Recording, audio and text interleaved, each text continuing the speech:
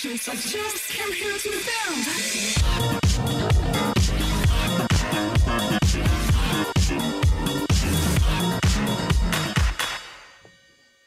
Bonsoir. Donc, merci d'être venus nombreux pour ce 19e Meetup OpenStack. Ce soir, donc un soir, on va parler un peu d'OpenStack et parler aussi d'un autre projet open source qui s'appelle Open Compute Project. Donc un projet qui est utilisé par pas mal d'utilisateurs OpenStack. Et il y a beaucoup d'interactions entre nos deux communautés. Donc on profite de cette soirée pour vous présenter ce qu'est OCP. On a tous un petit peu entendu parler de ce qu'est ce projet, mais il y a des projets qui se concrétisent, notamment là on va parler ce soir du CERN, des sociétés françaises qui contribuent pas mal comme des intervenants ce soir de SDS. On va détailler. Donc, c'est pas une soirée où on va parler que d'OpenStack, mais voir les interactions et voir comment nos deux communautés peuvent travailler ensemble. Déjà, pour reparler d'un événement, donc, on avait organisé le 18 et 19 novembre notre dernier meet-up, qui était autour de la thématique Big Tent avec Thierry Carrez. Et on a pu profiter également d'une autre soirée, avoir le stand. Donc, merci aussi à ceux qui étaient venus à cet événement précédent. Donc, on réannoncera tout à l'heure les prochains meet-up. Donc ce soir, Open Compute, donc avec 3 conférences principales. Donc la première avec Jean-Marie Verdun, qui est un des principaux contributeurs, un des plus importants acteurs européens dans Open Compute, qui va essayer d'introduire ce qu'est Open Compute, donc sans forcément trop rentrer dans ce qui est spec, mais plus dans l'idée de faire du concret, essayer de comprendre quels sont les réels cas d'utilisation, comment on peut aborder un projet Open Compute, et puis quelles sont les expériences par rapport au projet OpenStack qu'il a pu rencontrer, quels sont les cas utilisateurs qu'il a pu voir. Donc un peu l'historique, les motivations du projet, et puis concrètement ce qu'au quotidien son équipe arrive à faire autour d'Open Compute. Ensuite, Marco Guéry du CERN va venir. Donc, merci d'être venu de loin. Donc, une session pour présenter les initiatives au CERN Open Compute. Donc, le CERN est un des plus gros utilisateurs OpenStack. Dans le cadre de la croissance des besoins matériels, Marco a participé à toutes les phases du projet et il va présenter cette initiative au CERN. Et la dernière présentation avec Jean-Jacques Chanu, et Jean-Marie réinterviendra également, donc, pour parler de RuggerPod, donc, qui est un mini data center. Le but, c'est de pouvoir faire des maquettes, pouvoir en fin de compte prototyper, travailler sur des projets Open Compute avec des specs d'un mini data center dans une boîte. Et tout ça avec OpenStack dedans. Donc, c'est un peu la synthèse de la soirée. Donc déjà, je tiens à remercier l'école 42 qui nous héberge de nouveau ce soir, avec les moyens mis à disposition, la régie vidéo, et puis les lieux mis à disposition, et également notre sponsor de la soirée, donc Red Hat, qui finance donc le cocktailinatoire, les burgers qu'on pourra avoir et la bière après Meetup. Donc je passe la main à Jérôme Fénal qui va faire un petit mot d'introduction. Bonsoir à tous. Jérôme Fénal, ça fait quelques années que je suis maintenant chez Red Hat. Je voulais juste vous parler très rapidement de pourquoi on est là ce soir. Tout simplement parce que Red Hat, alors vous savez ce que c'est la distribution Red Hat Enterprise Linux. Vous savez peut-être pas la façon dont on travaille avec les fabricants de matériel. On est relativement proche des fabricants de matériel. Si vous prenez du Red Hat, une des raisons, c'est les certifications qui vous permettent d'avoir une chaîne de support et de prise en charge de bout en bout, de la partie matériel, la partie virtualisation, la partie système d'exploitation et les applications par-dessus. Donc un des rôles de Red Hat, c'est d'animer toute cette partie, tout cet écosystème, que ce soit l'écosystème qui est en dessous de nous, l'écosystème qui est au-dessus de nous. Et ces programmes de certification matérielle, on va les utiliser tant dans la distribution Red Hat Enterprise Linux, qui est à la base d'un certain nombre de produits, mais aussi d'OpenStack, mais aussi de nos systèmes de virtualisation classiques, hein, comme Red Hat Enterprise Virtualization.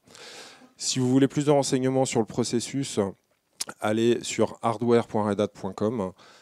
Vous avez tout le descriptif du processus de certification et ça va être d'autant plus important qu'à partir du moment où vous allez commencer à acquérir du matériel Open Compute Project, pour l'instant il n'y a pas encore de certification qui est listée. Les certifications elles sont à l'initiative des différents constructeurs, des fabricants de matériel et cette initiative elle est souvent prise sous la pression de leurs clients. Donc à partir du moment où vous devenez client, que vous voulez vous assurer donc, de cette chaîne complète de support et que vous voulez faire exécuter des applications en production critiques sur des environnements OpenStack, sur de l'Open Compute, vous allez avoir besoin de ces certifications. Et le bon moyen, c'est de faire les demandes aux différents fabricants de matériel, d'avoir la certification complète et de faire ces ajouts-là. Des gens comme HP qui ont déjà des matériels Open Compute, alors qu'ils ne sont pas complètement grand public, hein, au sens où ils ne sont pas rendus publics sur leur site web, et Jean-Marie va vous en toucher un mot, ces matériels-là sont des matériels très spécifiques, et tant qu'ils ne sont pas encore, entre guillemets, grand public, de par les spécificités que Jean-Marie va vous présenter, on ne va pas non plus avoir de certification sur le sujet. Dès que vous avez des projets Open Compute, n'hésitez pas à en parler tant à vos fournisseurs de matériel qu'à vos contacts commerciaux Red Hat, parce que derrière, ensemble, on va pouvoir avancer sur le sujet et pousser les certifications. HP, pour info, ils savent faire une certification matérielle en moins de 2 mois. Il faut juste qu'ils le veuillent. Voilà. Je vous remercie, je vous souhaite une bonne soirée et je vous dis à très bientôt. Bonsoir à tous. Alors on va essayer de basculer sur ma présentation. Qui parmi vous a déjà entendu parler d'Open Compute? Ok, donc j'ai la moitié de l'assemblée qui ne connaît rien du tout sur Open Compute a priori. Qui utilise des équipements Open Compute? Ok, on a au moins 2 personnes dans la salle, c'est déjà bien. Donc mon nom est Jean-Marie Verdun, je suis le président d'une société qui s'appelle Spitit Desktop Systems, qui est une société française qui développe des ordinateurs sur le plateau de Saclay. Et quand je dis on développe des ordinateurs, on fait des cartes électroniques, on fait de la mécanique, on fait des châssis de systèmes, exactement comme ce que vous pourriez trouver chez d'autres acteurs. Moyennant qu'on a une petite particularité, c'est qu'on fait du développement d'ordinateurs en mode ouvert. Donc en clair, on a adopté à peu près les mêmes règles de développement que ce qui s'est passé dans le domaine du logiciel dans les années 80-90 avec l'apparition de la Free Software Foundation. On a décidé de développer nos systèmes en apportant en fait l'intégralité des plans à une communauté de développeurs ou d'utilisateurs. On prend des inputs de la part de nos usagers pour pouvoir améliorer nos designs et essayer d'apporter un certain nombre de caractéristiques techniques qu'on ne peut pas forcément retrouver chez d'autres constructeurs.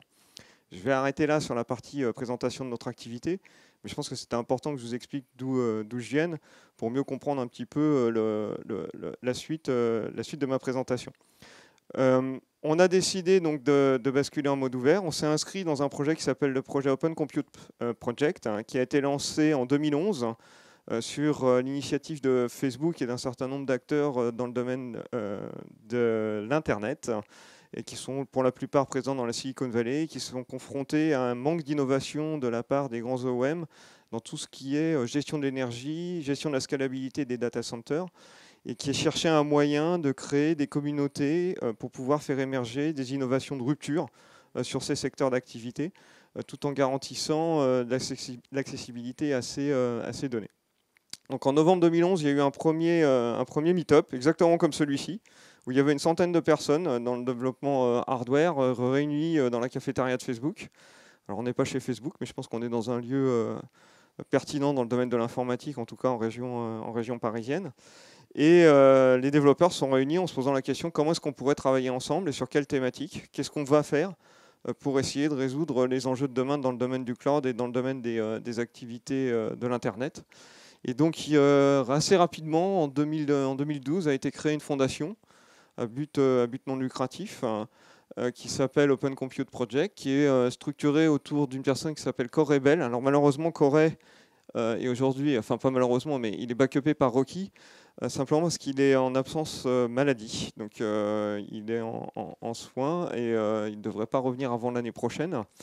Donc vous allez avoir, si vous impliquez dans Open Compute Project, vous allez probablement rencontrer Corey et Rocky qui pilotent la fondation, avec Amber Graner qui s'occupe de tout ce qui est gestion de la communauté, Steve Elvey qui s'occupe du channel development et Stéphanie Loyodza qui s'occupe de tout ce qui est événementiel. Alors la fondation Open Compute, je pense que c'est beaucoup plus petit que la fondation OpenStack en termes de ressources humaines. Alors je peux totalement me tromper parce que faisant du hardware, il y a quand même un phénomène qui est assez étonnant, c'est que les gens qui font du hardware parlent très peu avec les gens qui font du logiciel et vice-versa.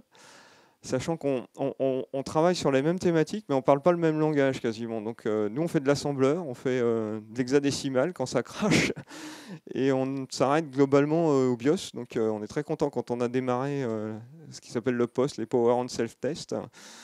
Si ça marche, bah après on passe la main, on va dire, aux gens qui font des operating systems, et puis après aux usagers. Donc du coup, ça limite un petit peu les interactions dans certains cas. Donc cette fondation, elle a 7 thématiques de R&D. Donc ces thématiques de R&D, en fait, on a une scission qui s'est créée au travers des membres.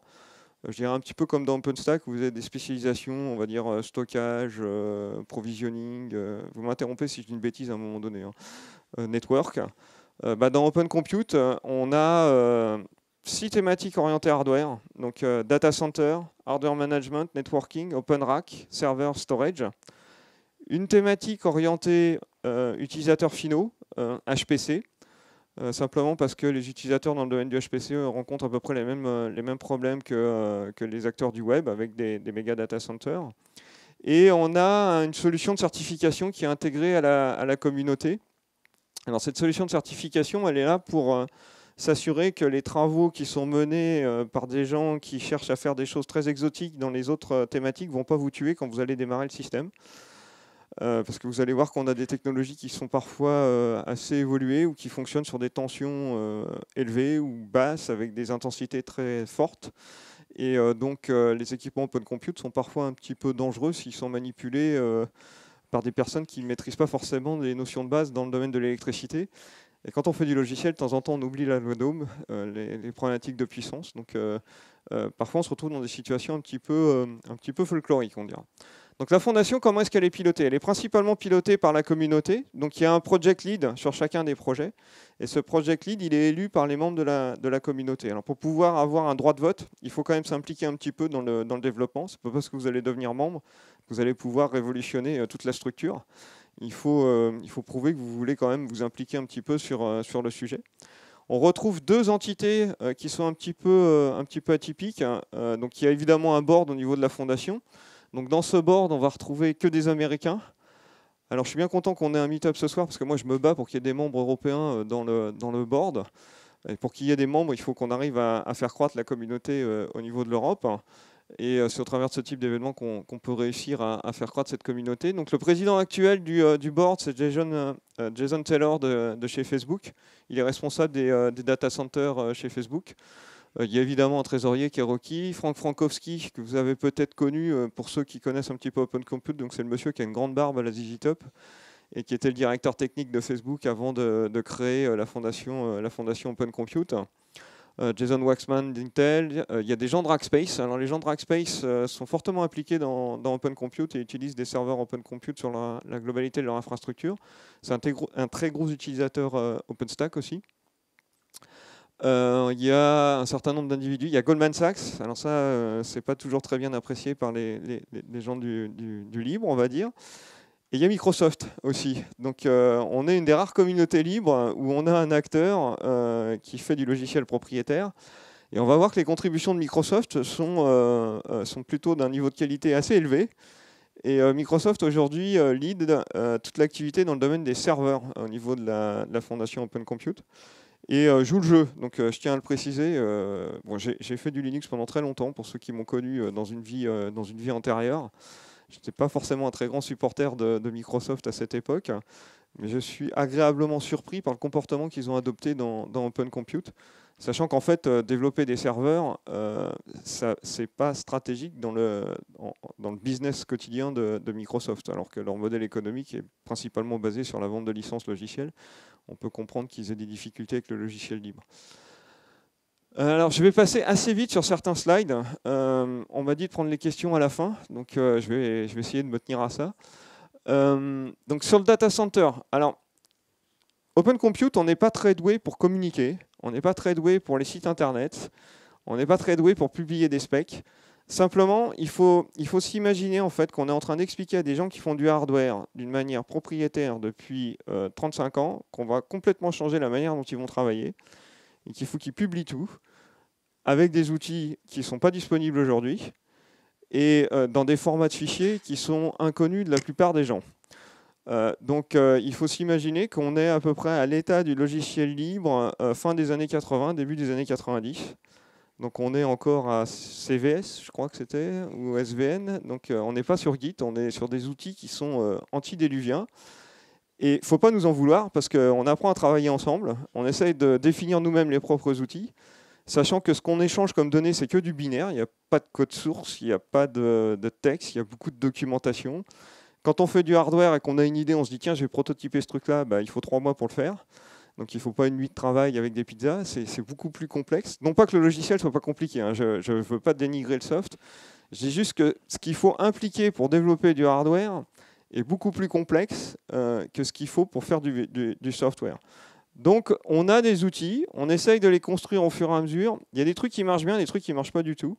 Donc le site web, quand vous allez y aller, vous allez peut-être le trouver un peu rudimentaire, mais en fouillant un peu partout, vous allez trouver toutes les infos qui peuvent être pertinentes. Dans le domaine des data centers, alors en fait l'activité data center elle est multiple. L'objectif d'Open Compute c'est d'arriver à faire des data centers qui ont un PUE de 1. Qui c'est qui ne connaît pas la notion de PUE? Oh, mince, dame. Tu entres. Alors, la notion de PUE, c'est le ratio de l'énergie globale qu'on met dans un data center versus l'énergie qui est réellement consommée par les ordinateurs. Donc, ça inclut en entrée l'énergie consommée par les ordinateurs, plus la clim, l'éclairage, toute l'électricité que vous allez consommer sur le site. Et quand vous avez un PUE de 1, ça veut dire que globalement, toute l'électricité qui rentre dans le bâtiment, elle est utilisée par les ordinateurs pour générer des données numériques et du traitement de l'information. Quand vous avez un PUE de 1,5, vous perdez en efficacité les 0,5 qui sont utilisés par la clim, par les stabilisateurs d'humidité et un certain nombre d'autres équipements techniques. Donc obtenir un PUE de 1, c'est compliqué. Donc on parle de free cooling, on parle d'un certain nombre de notions diverses et variées, mais toute la thématique orientée autour du data center a pour objectif d'atteindre ce PUE de 1. Alors aujourd'hui, les gens de Facebook ont des data centers qui fonctionnent avec des PUE de 1,05 à 1,07. Les meilleurs data centers français, pour vous donner un ordre de grandeur, sont aux alentours d'1,2 aujourd'hui. Et je crois que Val de Reuil, qui est un data center connu, on va dire, d'un grand opérateur télécom, oula, j'ai cité cet opérateur au mauvais endroit peut-être, tourne aux alentours d'1,4. Donc il y a déjà un certain nombre d'innovations au niveau des data centers qui peuvent être pertinentes. Alors, pour atteindre un PUE de 1, il y a certains trucs et astuces. Un des trucs et astuces qui est mis en œuvre, c'est déjà de faire fonctionner les serveurs avec des températures de fonctionnement, en tout cas d'entrée d'air, plus élevées qu'à la normale. Donc toute la thématique serveur s'oriente aujourd'hui sur essayer de faire fonctionner des serveurs avec 35 degrés d'air ambiant ou 40 degrés d'air ambiant en entrée, ce qui fait qu'il fait très chaud à la sortie des serveurs. Mais du coup, si on peut faire fonctionner les serveurs avec 35 degrés d'air ambiant, on n'a plus besoin de climatiser la salle. Donc, ce qui fait qu'on gagne énormément en termes de consommation d'énergie. Facebook publie des informations donc, sur ces data centers. Alors vous allez me dire que quand on regarde en Europe où est-ce qu'ils ont mis leur data center, ils ont en effet le data center qui est le plus proche du cercle polaire.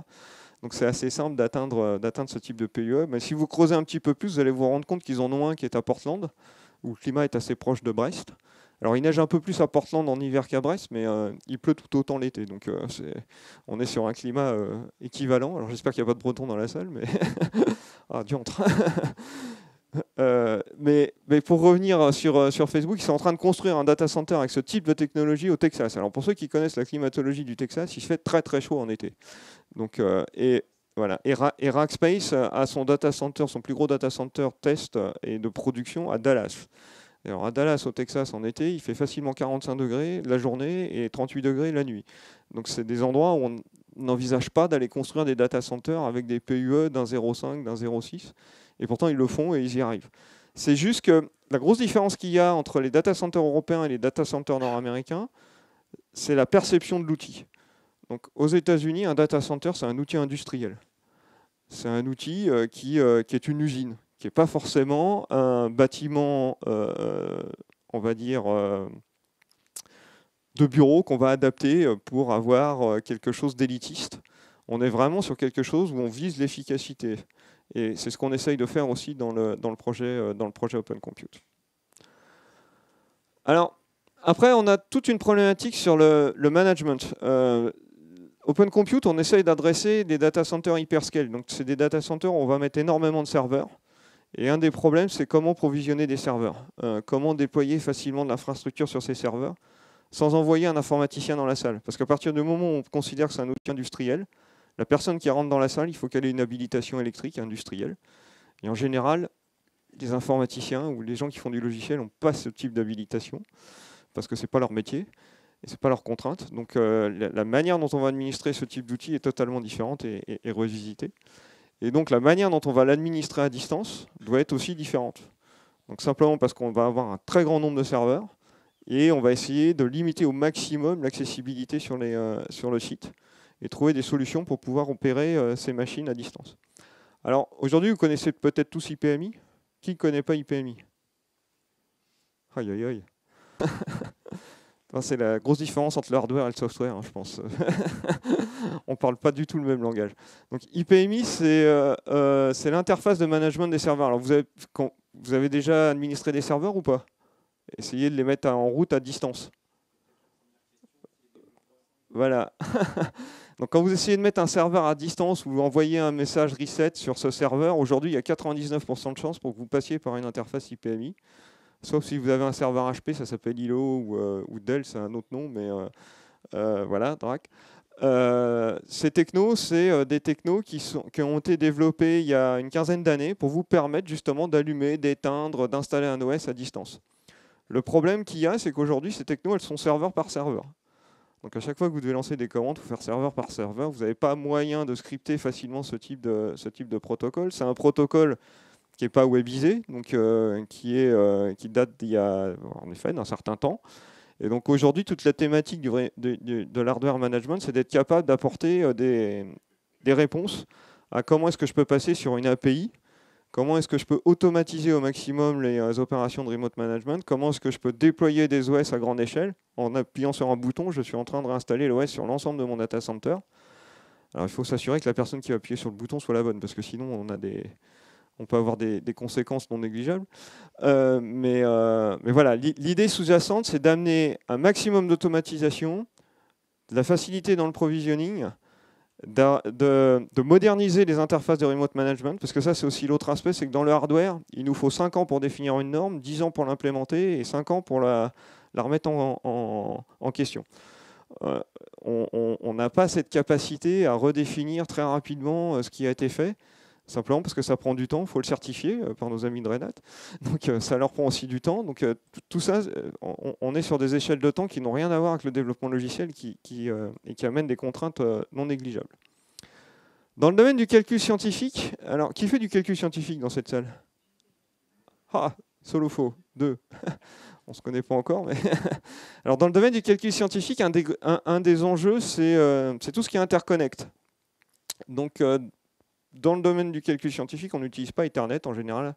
On utilise un réseau qui s'appelle InfiniBand ou d'autres interconnects exotiques qui sont directement connectés avec les CPU pour échanger l'information le plus rapidement possible entre les microprocesseurs.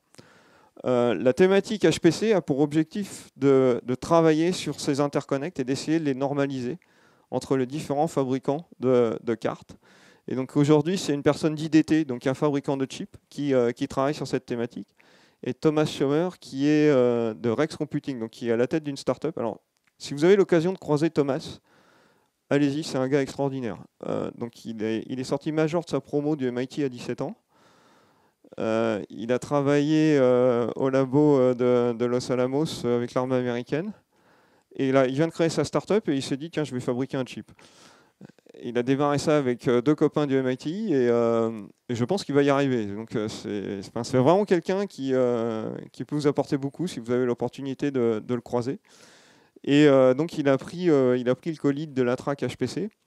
Alors le premier meet-up que vous ferez avec Thomas, vous risquez d'être vite perdu. Enfin, au bout de 5 minutes, moi j'avais un peu décroché, nous dirons. J'ai eu l'honnêteté de lui dire à la fin, on a passé 3 heures, il m'a tout réexpliqué, et j'espère avoir un peu plus compris. Mais c'est quelqu'un qui est très ouvert et qui sait prendre le temps pour discuter avec les personnes. Dans le domaine du réseau, donc vous avez peut-être entendu parler des notions de SDN, Software Defined Networks, d'entreprises comme Cumulus Networks, Pika8 ou des choses comme ça. Donc dans le domaine du réseau, vous allez essentiellement retrouver des gens qui travaillent sur tout ce qui est SDN.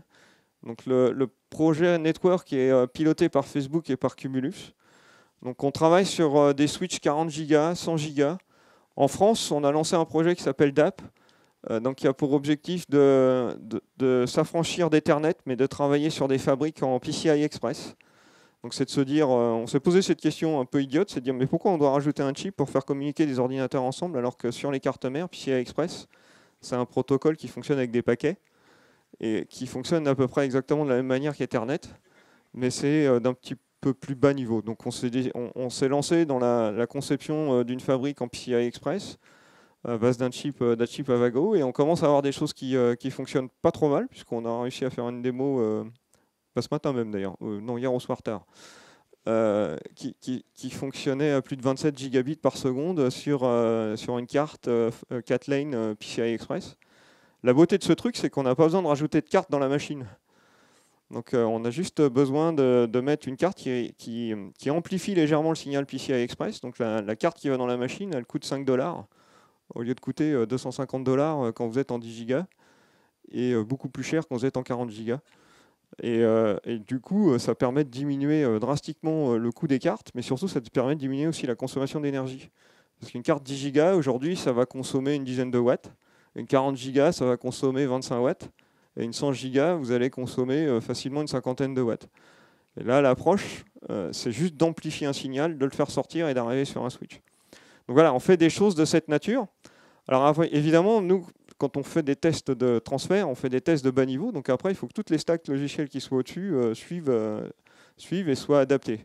On arrive à faire tourner TCP/IP sur PCI Express. Donc ça, il y avait beaucoup de gens aussi qui pensaient qu'on n'arriverait pas à faire ce genre de truc. Ben, on y est arrivé, on a TCP/IP qui tourne sur PCI Express. Alors les adresses MAC, c'est un peu compliqué à gérer aujourd'hui. C'est fait un peu à l'arrache, on va dire. Là, il y a Guillaume qui est très inquiet parce qu'il se dit oulala, c'est... Enfin, c'est moi qui ai codé la table de transcodage entre les Mac et les adresses PCI Express, donc c'est vraiment fait à l'arrache, je peux vous le dire. Mais ça a fonctionné. Donc, mais il y a encore un peu de travail, mais ça avance. Voilà. Sur les racks, je vais en reparler juste après. En fait, dans les racks, il y a un truc qui est assez étonnant, c'est que les racks Open Compute ne sont pas du tout standards. Donc on utilise des racks qui font 21 pouces de large, alors que par essence, vous connaissez les racks de 19 pouces. Donc, parti d'un postulat qui était assez basique au niveau des racks, on s'est dit 19 pouces, c'est un nombre premier, c'est quand même un peu con. Quand on veut mettre 2 serveurs sur une même ligne ou 3 serveurs, quand on divise, ça ne marche pas. Donc on s'est dit on va faire un rack 21 pouces, comme ça c'est divisible par 3 ou par 7. Et quand on fait 3 serveurs, ben, ça fait un chiffre rond. Alors ça reste des pouces, hein, donc on a essayé de militer pour la notion du métrique, mais c'est pas passé, donc on est resté en pouces. Et puis les racks en fait contiennent la distribution électrique des systèmes. Donc dans les serveurs Open Compute, il est passé où mon serveur? Qui me l'a planqué? Il n'y a pas de bloc d'alimentation électrique. Donc si vous regardez là-dessus, en fait on alimente directement en courant continu le serveur et l'électricité arrive depuis le rack. Ce qui fait qu'un rack Open Compute, ça vaut entre 5 000 et 6 000 $, alors qu'un rack 19 pouces vide, ça vaut 700 $ le vent dans le dos. Donc, soyez pas surpris si un jour vous devez acheter un rack Open Compute vide, vous allez être choqué par le tarif. C'est simplement parce qu'il y a une petite alimentation électrique de 12 kW qui est dedans, qui est intégrée, et qui permet d'alimenter tous les nombreux serveurs et tous les disques que vous allez mettre dans la baie. Voilà. Donc, par contre, les serveurs valent un petit peu moins cher parce qu'il n'y a plus les alimentations électriques dedans.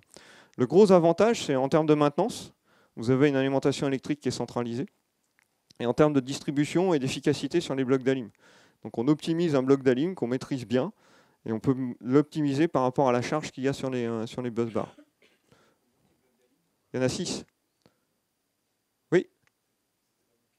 Ah bah il y en a 6. Ouais. Il y a 6 blocs d'alim et la shelf est contrôlable à distance. Donc vous pouvez faire un SSH dessus. Il y a une carte d'administration à distance qui permet de récupérer toutes les informations qui sont nécessaires. Donc la charge sur les blocs, la température, les alims qui sont en panne, enfin tout ce qu'on peut imaginer.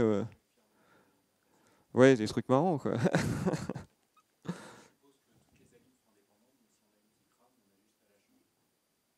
C'est la théorie. Voilà. Je dirais jamais il suffit de faire ça, parce que dans le hardware, on a toujours des surprises. Donc,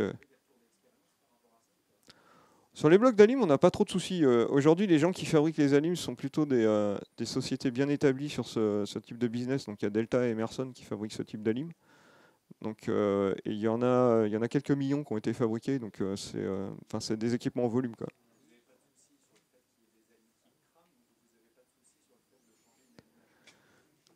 Sur les deux. Sur les deux, on n'a pas de problème là-dessus. On a plus des soucis de sécurité électrique potentiellement, parce que quand vous allez voir les photos des racks, vous allez vous dire, si vous mettez les doigts au mauvais endroit, ça se passe moyennement bien. C'est ça. Ah non, ça fait beaucoup plus mal qu'avec la langue. Vous allez voir. Ça peut potentiellement faire très mal. Alors, dans le domaine des serveurs, on développe ce genre de truc. Donc ça, c'est un serveur Open Compute. Alors, qui a un compte Facebook dans la salle? Ah, il y en a plus que ce que j'imaginais, dites donc. D'habitude, les geeks n'ont pas de compte Facebook, ils sont opposés à Facebook, mais bon, on a tous été contraints par notre famille, là, ou quoi. Donc si vous avez un compte Facebook, ça tourne sur un serveur comme ça. Donc sur une plateforme qui est de cette nature. Il y en a à peu près 800 000 en production aujourd'hui, ce qui n'est pas si mal que ça. C'est à peu près tous les mêmes. Alors en fonction des générations, ça évolue sur les générations de processeurs. Mais globalement, on suit les différentes générations de processeurs au fur et à mesure. Donc Intel et AMD jouent le jeu. Vous pouvez trouver dans ce format de serveur des solutions Intel. Je ne crois pas qu'il y ait de solutions AMD aujourd'hui, mais il y a des solutions Cavium Networks. Donc qui connaît Cavium Networks ici? Oh là. Ok, alors Cavium Networks, c'est une société qui fait des chips réseau à l'origine et qui s'est lancée dans la conception d'un chip ARM 64 bits. Et qui a un CPU 64 cœurs, en fait, ARM 64 bits, compatible à 57, qui est pas mal en termes d'architecture. Donc vous pouvez avoir 128 cœurs ARM sur un bled de ce profil-là, avec pas mal de mémoire, donc ce qui permet de commencer à vous confronter à l'architecture ARM en 64 bits. Cavium développe son propre cœur, donc c'est pas le cœur à 57, c'est un redéveloppement du cœur d'ARM.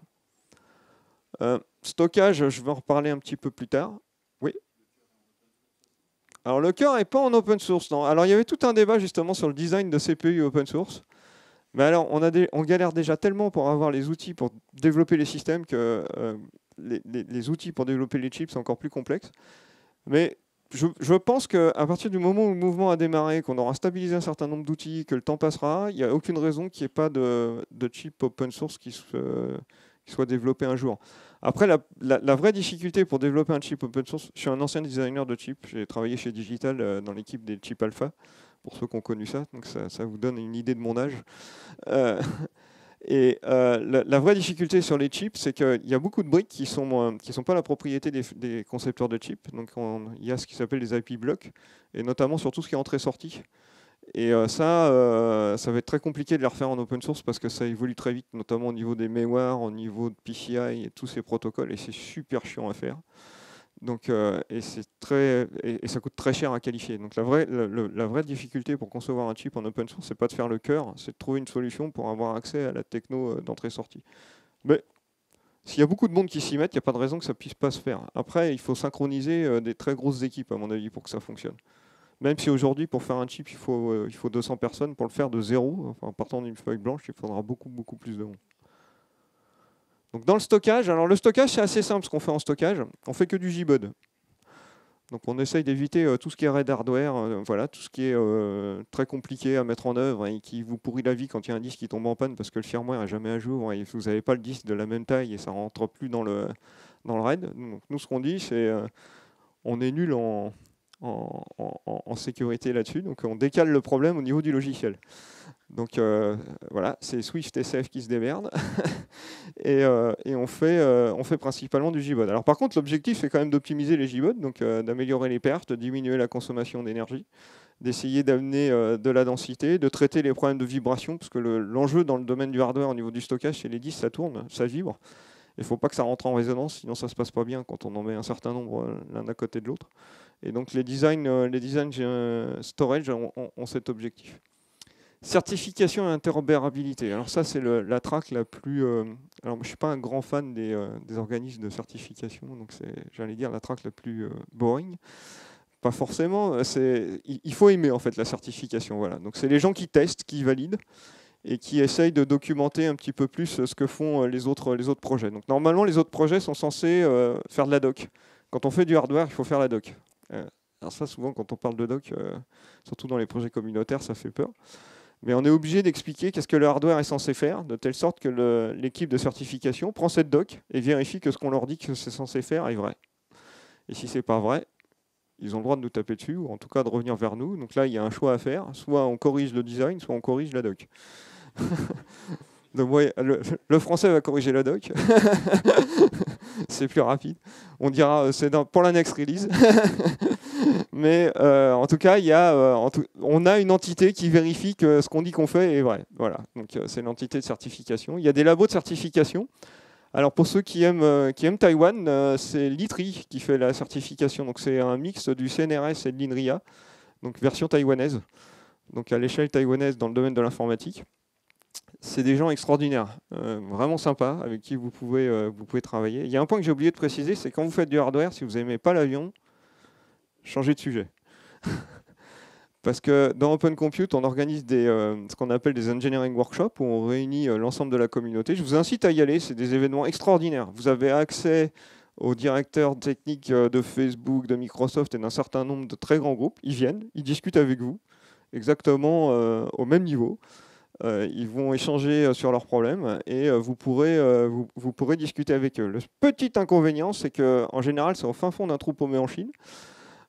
Sinon, dans des très belles villes nord-américaines, on essaye d'en faire en Europe, mais c'est un peu compliqué. Alors j'attends le soutien du CERN pour qu'on arrive à créer une dynamique et amener tout le monde en Suisse. Enfin, du côté, c'est en Suisse, hein, le CERN, je ne dis pas de bêtises en disant ça. Ouais, c'est ça. Mais globalement, on a fait des engineering workshops à Macao, dans des endroits inimaginables. Bon, alors, évidemment, on était fortement concentré sur le travail. Alors, n'ayez pas peur là-dessus. Il y a un truc qui est un peu atypique dans OCP, c'est qu'il y a deux notions au niveau d'OCP. Il y a la licence, exactement comme la GPL ou d'autres licences que vous pouvez connaître dans l'open source. Donc, il y a une licence OCP. Alors dans OCP, un projet, il va utiliser plusieurs licences parce qu'on fait du hardware, donc ça c'est OCP. Puis on fait du soft, donc là on dit qu'il faut utiliser une licence libre, donc en général on utilise du GPL. Puis on fait de la doc, donc là c'est du Creative Commons. Donc un projet OCP, il vous faudrait quasiment un juriste à temps plein juste pour s'occuper des licences. On a un exemple de projet juste après pour vous expliquer un petit peu toutes les contraintes qui sont associées. Mais on a aussi un autre truc, c'est que pour dire que ce projet il est Open Compute, donc mettre un sticker en disant c'est un projet Open Compute, il faut que ce soit labellisé par la fondation. Et il y a un process pour faire ça. Il est là. Bon, je pense que c'est un peu tôt pour vous pour essayer d'ingurgiter ce process. Il faut juste avoir en tête que si vous démarrez un projet sous licence Open Compute, vous n'avez pas le droit de dire que c'est un projet Open Compute. Il faut dire que c'est un projet sous licence Open Compute. Ça, c'est le truc un peu boring des Américains. Mais quelque part, comme c'est du hardware et que derrière, il y a aussi de la sécurité pour les usagers, je comprends que cette notion soit importante. Parce que les gens qui vont dire c'est un projet Open Compute vont mettre en avant un certain nombre de critères qualité ou de critères de d'interopérabilité avec d'autres équipements. Et je pense que quelque part, à partir du moment où justement c'est du hardware, il vaut mieux vérifier à minima ce qui est dit et ce qui est fait. Donc au début, j'étais diamétralement opposé à ce concept. Puis après, on va dire 18 mois d'implication dans le projet Open Compute, je trouve que c'est pas idiot et ça permet surtout de vérifier que le design fonctionne bien. Alors juste pour vous montrer quelques exemples, et puis après je vais passer la main à la personne du CERN parce que je sens que j'ai encore dépassé sur mon timing. Un petit peu ou beaucoup? Ça va? Bon, ça, ouf. Alors quelques exemples. Donc un rack Open Compute. Donc là vous avez deux photos au milieu d'un rack et sur les côtés les drawings mécaniques. Donc, vous pouvez télécharger les drawings mécaniques pour ceux qui maîtrisent SolidWorks. Qui connaît SolidWorks? J'aime bien les statistiques. Ah, bonne nouvelle, on va pouvoir avoir des contributeurs en mécanique. Gigi, c'est super. Tu prendras les noms. Donc les fichiers SolidWorks sont relativement disponibles. Alors après, c'est des steps, il y a différents formats divers et variés. Alors il y a quand même quelques caractéristiques sur les racks. Donc au milieu, on a les alims sont toujours au milieu. C'est pour équilibrer la charge entre la partie haute et la partie basse du rack. À l'arrière, vous allez retrouver les 3 bus bars de distribution électrique. Et puis des rails sur lesquels on vient mettre les serveurs. Alors, en général, les gens, quand ils voient pour de vrai un premier rack, ils se disent il n'y a pas de porte et il n'y a pas de côté. C'est simplement parce que les portes et les côtés, ça coûte de l'argent et ça ne sert à rien, en fait, au final. Donc, quand on veut gagner de l'argent, autant pas les mettre. Surtout sur les portes avec les clés, on perd tout le temps la clé. Donc c'est un peu con, mais ça évite ce problème-là. Donc on enlève les portes et les clés. Donc ça, c'est une des caractéristiques. L'autre caractéristique, c'est que le rack vient avec son bloc d'alimentation électrique et les serveurs sont connectés directement dans le système. Donc les serveurs ont cette forme. Ils viennent se positionner sur ce qu'on appelle un sled. Et on a ici le sled, un système tray, et on vient le glisser dans le rack. Et l'alimentation électrique en 12 volts se fait à l'arrière. Ce qui fait que sur ces rails, à l'arrière, on va retrouver toute la puissance électrique qui est disponible sur le bloc d'alimentation. Donc tout à l'heure, je vous ai dit qu'on avait des racks qui fonctionnaient avec des alimes de 12 kW max. Ça veut dire que sur ces deux petites barres là, on est en 12 volts. 12 kW, ça veut dire qu'il y a 1000 ampères qui passent. Donc, si vous voulez vous défriser rapidement, c'est efficace. Vous allez vite comprendre pourquoi on essaye de certifier les gens qui vont utiliser ce type d'équipement. Alors même en 12 volts, 1000 ampères, ça commence à défriser sévère. Donc il faut éviter des courts-circuits, même s'il y a des protections électriques, donc il faut s'assurer d'un minimum de protection. Alors il y a quand même un truc et une astuce, on a prévu le cas de l'informaticien qui va dans le data center. Donc l'informaticien qui va dans le data center n'est pas censé aller à l'arrière du rack, parce que tout ce qui l'intéresse est à l'avant. Donc l'intégralité du câblage des serveurs Open Compute se fait à l'avant. Donc il n'y a pas de tension électrique mortelle à l'avant, vous avez que du réseau, que des trucs que vous connaissez, des petits fils avec des loupiottes qui clignotent. Donc comme ça, tout le monde est content et peut se retrouver. Et l'administrateur du data center, s'il voit un informaticien à l'arrière du rack, il prend ses patins à roulettes et il le fout dehors. Voilà, c'est à peu près ce type de situation. Non, mais ça peut avoir un avantage, c'est qu'on peut protéger en fait les zones avec des courants et des tensions potentiellement dangereuses, des zones non dangereuses. Voilà. Si vous connaissez à peu près les implémentations dans les data centers, vous avez les allées chaudes, allées froides. Dans l'allée chaude, pas d'informaticien. Voilà. C'est assez simple. Un JBOD. Alors le JBOD, c'est assez classique. Hein. On met plein de disques qu'on connecte sur un fond de panier et derrière, il suffit de les formater. C'est du SAS. On peut mettre jusqu'à 30 disques dans 2 OpenU. Du 6 Go et ça fonctionne directement sur OpenRack. Ah, on voit pas bien. Alors pour ceux qui voudraient se lancer dans le design, je vous ai parlé tout à l'heure d'une carte PCI Express. Donc ici vous avez le design sur lequel on est en train de travailler. Le design est public, vous pouvez vous y mettre. Farshia n'est pas venue, c'est bien dommage parce que c'est une fille qui fait le design, qui lead ce projet-là. Alors elle est un peu timide, donc c'est peut-être pour ça qu'elle n'est pas venue. Mais je vois qu'il y a une deuxième fille, donc la prochaine fois j'aurai un argument à lui donner. Donc c'est Farshia Kamaluddin qui travaille chez nous, qui lead ce design. L'outil est un outil web, donc c'est upverter.com. Donc tout à l'heure quand je vous disais qu'on n'avait pas le CVS, on n'avait pas le Git, on n'avait pas tous les outils, il y a un certain nombre de petits outils qui commencent à exister. Alors mon ingénieur en électricité vous dira la première semaine c'est de la merde, la deuxième semaine c'est l'enfer, je ne peux pas utiliser ça, la troisième je la contraignais à utiliser ce truc. C'est une startup qui fait ce logiciel. Le seul avantage que ça a, enfin le gros avantage qu'il a, c'est qu'il est collaboratif. Et la plupart des logiciels EDA qui existent au monde sont des logiciels qui vous asseyez devant votre poste, vous prenez votre licence avec votre jeton et vous pouvez collaborer avec vous-même. Donc c'est quand même un problème. Là, le design, il est public. Si vous allez sur obverter.com, vous cherchez le projet d'app, vous allez probablement trouver le nom de Farshia Kamaluddin, vous allez cliquer dessus, vous allez ouvrir son design. Alors elle est quand même prudente, elle ne va pas vous autoriser à l'écrire dessus sans que vous le montriez patte blanche. Donc vous avez le droit de le voir. Mais si vous voulez écrire dessus, c'est un peu comme Git quand même. Vous envoyez un petit email à Farshia en vous présentant voilà, gentiment. Et si elle juge que vous pouvez rejoindre le projet avec des idées pertinentes, vous pouvez lui donner un coup de main pour designer cette carte.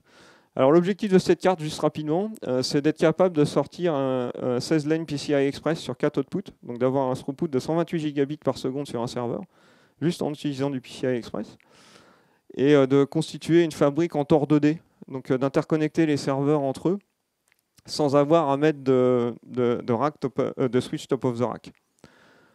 C'est mon dernier slide, c'est formidable. Alors où est-ce que vous pouvez nous aider en dehors de faire du hardware? On cherche des gens pour faire du firmware. Alors c'est assez bas niveau, mais je suis sûr qu'il y a des gens qui peuvent être passionnés par le firmware, parce que quand le firmware marche, le hardware marche, et on peut prouver que le hardware marche. Donc c'est très gratifiant en fait. Mais si on n'a pas de firmware, quand on fait du hardware, c'est toujours un peu contraignant. Donc, ce qui fait que les firmwares sont souvent de mauvaise qualité, parce que c'est les gens qui font du hardware qui les écrivent. Et les gens qui font du hardware ne sont pas du tout faits pour faire du software. Donc ça part vite en cacahuète. Donc on cherche des gens pour faire du firmware. Il y a un projet qui s'appelle Coreboot, qui est un projet de BIOS open source, et ainsi de suite. Donc c'est pas encore porté sur les projets Open Compute, mais vous pouvez vous y mettre. Et on fait des firmware de remote management, c'est un certain nombre de choses. Vous pouvez travailler sur les outils de design. Donc ça c'est important, on a besoin d'outils de design, donc il y a des outils comme FreeCAD ou d'autres outils, les EDA et ainsi de suite. Vous pouvez, si vous ne savez pas faire du hardware, vous savez faire du logiciel, vous pouvez faire les logiciels que les gens qui font du hardware vont pouvoir utiliser. Donc ça c'est une option qui est non négligeable. Vous pouvez nous dire que nos serveurs sont complètement pourris et que vous avez une super idée et essayer de nous convaincre de l'implémenter. Ça, c'est une bonne idée, je pense. Parce qu'il n'y a aucun frein psychologique dans Open Compute. Et je pense que vous allez le voir dans le projet qu'on va présenter, que Jean-Jacques va vous présenter tout à l'heure avec moi et certains membres de la communauté. On est parti sur un projet où là, on n'a pas eu trop de freins, je pense. Vous allez le trouver assez farfelu. Et après, il y a tout ce qui est test. Donc les gens qui font du hard font du test de bas niveau et tout ce qui est haut niveau le laisse aux gens qui font du logiciel. Donc nous, on est prêt à vous aider. Alors, Open Compute, ça démarre. Il y a peu de plateformes de test de disponibles. On essaye de baisser au maximum les prix sur les plateformes de test, mais ça reste quand même assez cher pour démarrer. Donc ce qui va se passer, c'est qu'il est fort probable qu'au premier trimestre, donc au mois de janvier, donc moi, je me suis battu avec un certain nombre de fabricants Open Compute pour qu'on puisse mettre en ligne des serveurs Open Compute pour que des gens comme vous puissent vous connecter à distance et puissent porter, valider que ça marche, cracher les systèmes et nous dire ça marche pas, et qu'on puisse avancer sur le développement d'Open Compute tous ensemble. Et alors, je vais finir sur cette photo. Il y a quand même un événement majeur qui s'est passé il y a 15 jours, 3 semaines. Alors je ne sais pas s'il y a des gens qui connaissent les personnes qui sont sur cette photo. Enfin, celle de droite, vous la connaissez puisque vous l'avez devant vous. Mais, c'est la livraison du premier rack Open Compute en Europe. Donc, alors, en dehors de ceux du CERN, excuse-moi. Alors, la première livraison d'un rack Open Compute, on va dire de marque HP. Voilà. Donc, en Europe. Puisqu'il y a un certain nombre de fabricants qui fournissent ces équipements. Donc notre société, on est un bureau d'études, on distribue les équipements, on ne fabrique rien, on est français. On conçoit, on dit comment il faut faire. Restons raisonnables, c'est déjà bien. Mais par contre, on va expliquer aux usines comment assembler tout ça, comment fabriquer. Et donc on a travaillé avec HP et Foxconn pour pouvoir mettre en place la livraison de ce premier rack et la production de ce rack en Europe. C'est ça qui est important aussi. C'est qu'avec un design Open Compute, vous pouvez relocaliser un certain nombre de productions. Et là où on est très fier en fait sur cette photo, c'est qu'on a démarré une ligne de production et d'assemblage en Europe. Alors c'est quand même un peu à l'est. Hein. C'est en République tchèque, à Kutná Hora, pour ceux qui connaissent la République tchèque. Vous connaissez peut-être plus Prague. Alors Prague est une ville magnifique. Kutná Hora, c'est en pleine campagne par contre. C'est déjà un petit peu moins joli, mais ça vaut le coup d'être allé visiter. Donc là, on a assemblé un rack dans lequel vous allez retrouver des switches 40 Go, du stockage, des nœuds de serveurs, toute l'infrastructure qui permet de tester OpenStack. D'ailleurs, ce rack va tourner sous OpenStack. Enfin, on espère. Voilà, j'en ai fini avec ma présentation. n'oubliez pas de vous impliquer. J'espère que c'était pas trop boring. Et je vais passer la main, j'allais dire à mon collègue du CERN. Oui. Alors, ah oui, y a-t-il des questions? Ouais. Ça a été? Ah, on est enregistré, donc... En fait, est-ce que c'est prévu d'intégrer le water cooling dans vos baies ou non?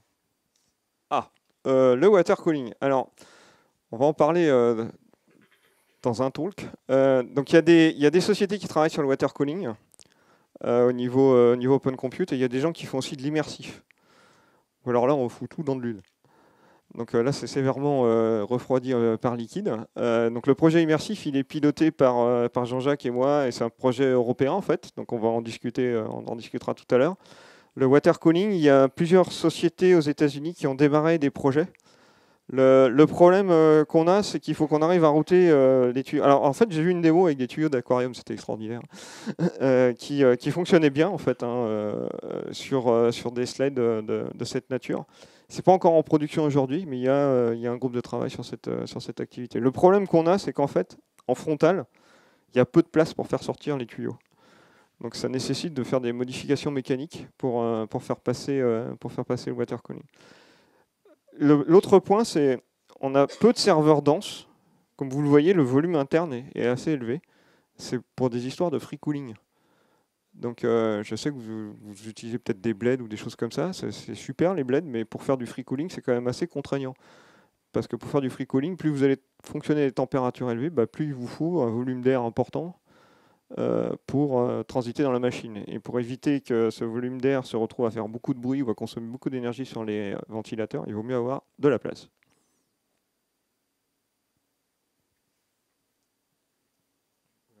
J'ai tué tout le monde là.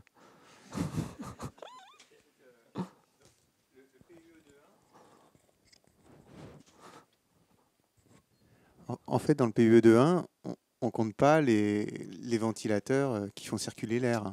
Alors, c'est là où les informaticiens sont très forts, c'est qu'on dit que le ventilateur il est dans le serveur. Ce qui n'est pas bien, je suis d'accord. Mais Ouais, il y a beaucoup de gens qui considèrent que le PUE peut inclure les ventilateurs qui sont dans le serveur. Idéalement, il faudrait les enlever. Mais comme ils font partie intégrante de la machine, c'est compliqué de mesurer leur perte. Et il y a aussi un autre aspect qui est difficile à gérer au niveau des PUE de 1, et ça on en parlera dans le projet d'après, c'est la perte sur les câbles. Parce que quand l'électricité rentre dans le data center et qu'il transite par tous les câbles d'alimentation électrique, il y a de la perte, les câbles chauffent. Et puis en général, il y a de la perte aussi dans les alimes. Alors, mais peut-être que là, vous avez des bonnes alimes aussi qui alors, ont peu de perte. les alimes aujourd'hui, je ne sais pas si tu vas en parler un petit peu des alimes, mais on essaye d'atteindre des niveaux d'efficacité entre 95 et 98% sur les alimes. Donc Un petit chouïa de perte. Ah, il y a un peu de perte. Il y a un peu de perte. Voilà. Mais de toute façon, je suis là après les différentes présentations. On pourra continuer à discuter si vous voulez. Plutôt un coca, je bois pas d'alcool. Donc là, on avait la première présentation, donc il y a le mouvement DevOps. Donc là, maintenant, on n'a pas les devs qui s'opposent aux ops, c'est hardware-software. Donc là, Marco va présenter le projet au CERN. Okay, so good evening, everybody. Thank you for inviting me here tonight. My name is Marco Guerri, and I work at CERN, and I want to share with you our experience in deploying open compute hardware at CERN. First, 2 words about CERN. It's a high-energy physics laboratory that was founded in 1954 by 12 member states back then, with the mission of rebuilding peaceful and civilian science in Europe in the aftermath of the Second World War. It's located across the border between France and Switzerland, and it's basically a facility for high-energy physics. So its job is to produce collisions between particles, protons and heavy ions, and to study the events that immediately follow. To generate collisions, CERN uses the Large Hadron Collider, which is the most powerful particle collider in the world. This is a 27 kilometers ring located between 100 and 150 meters underground. And basically there are 2 beams traveling in opposite directions inside the LHC, and they collide in correspondence of 4 main experiments: ATLAS, CMS, ALICE, and LACB. The experiments are basically huge detectors up to 25 meters in height. Atlas is the biggest one, which are responsible for collecting as much data as possible during the collisions. The data that is collected by the experiments is initially stored into server farms that are managed by the experiments themselves, and it's then forwarded to the two main data centers, CERN data center. The first one in Geneva, in Meran, and the second one in Budapest, Hungary. From the two data centers, the data is distributed across a number of research institutes all around the world that together form the worldwide LHC computing grid. CERN occupies the tier 0 of this grid and distributes the data directly with 13 tier 1 sites, which are large research institutes. In turn, these 13 sites distribute the data with tier 2 sites. In this picture, you can see the location of the LHC with respect to the experiment, the border between France and Switzerland, and the laboratory itself. So the LHC is the ending part of a complex of accelerators that boost the energy of the particle being up to 13 TeV, that it's the energy at which the LHC is running right now. The SPS is the injection accelerator, and the two beams travel into opposite direction and collide into 4 points, ALICE, ATLAS, LHCb, and CMS. These experiments are clearly different in scope, but they share more or less a similar structure. Close to the detector, there's a low-level trigger, which is usually implemented with custom hardware, ASICs, and FPGAs. And this low-level trigger is responsible for selecting the meaningful events in the detector.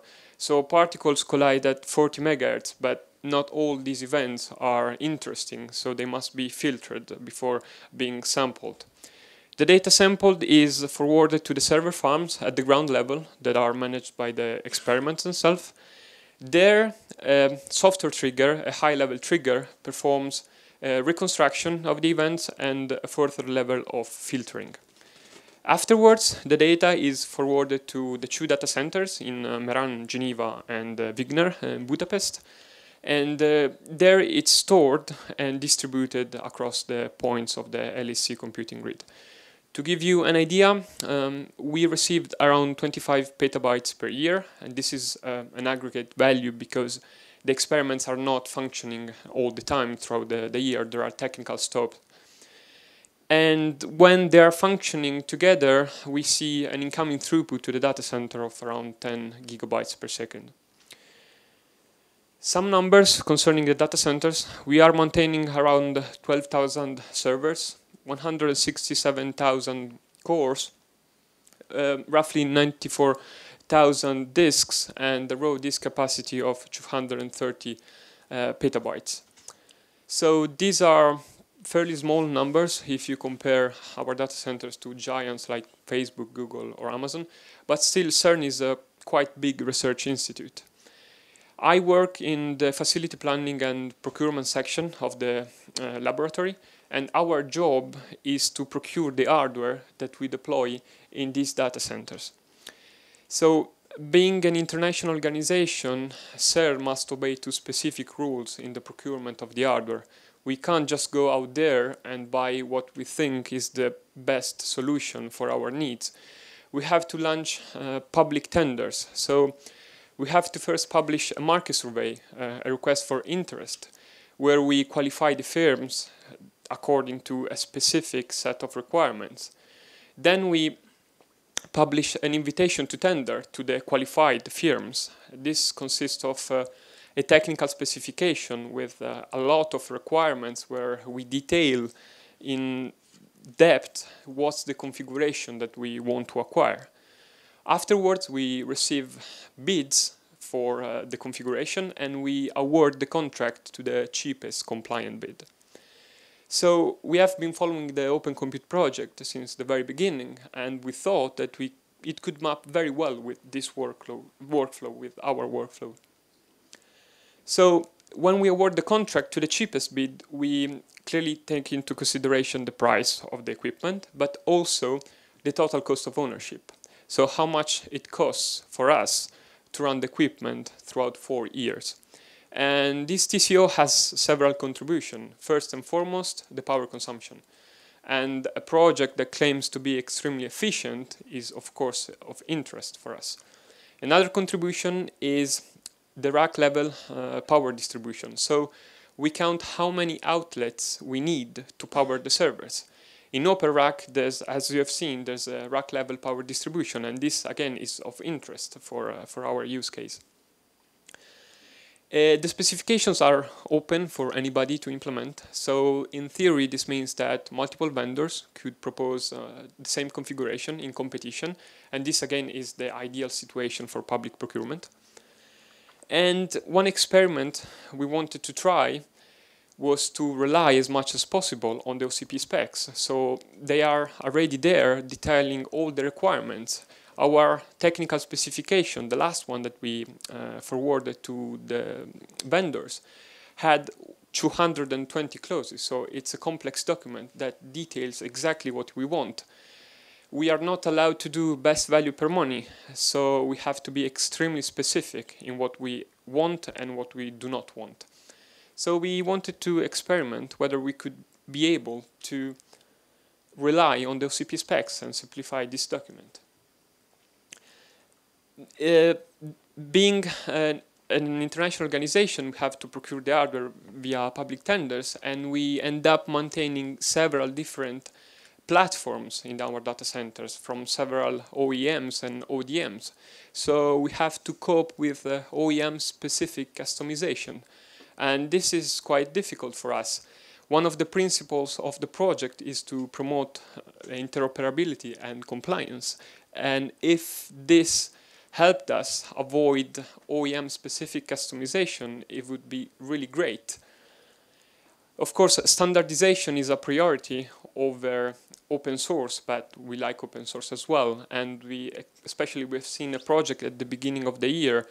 My understanding is that this was just a 2-day hackathon, so it's not maintained anymore, but it was an effort to create a Linux distribution from scratch for the ASP BMC, and this was extremely interesting for us.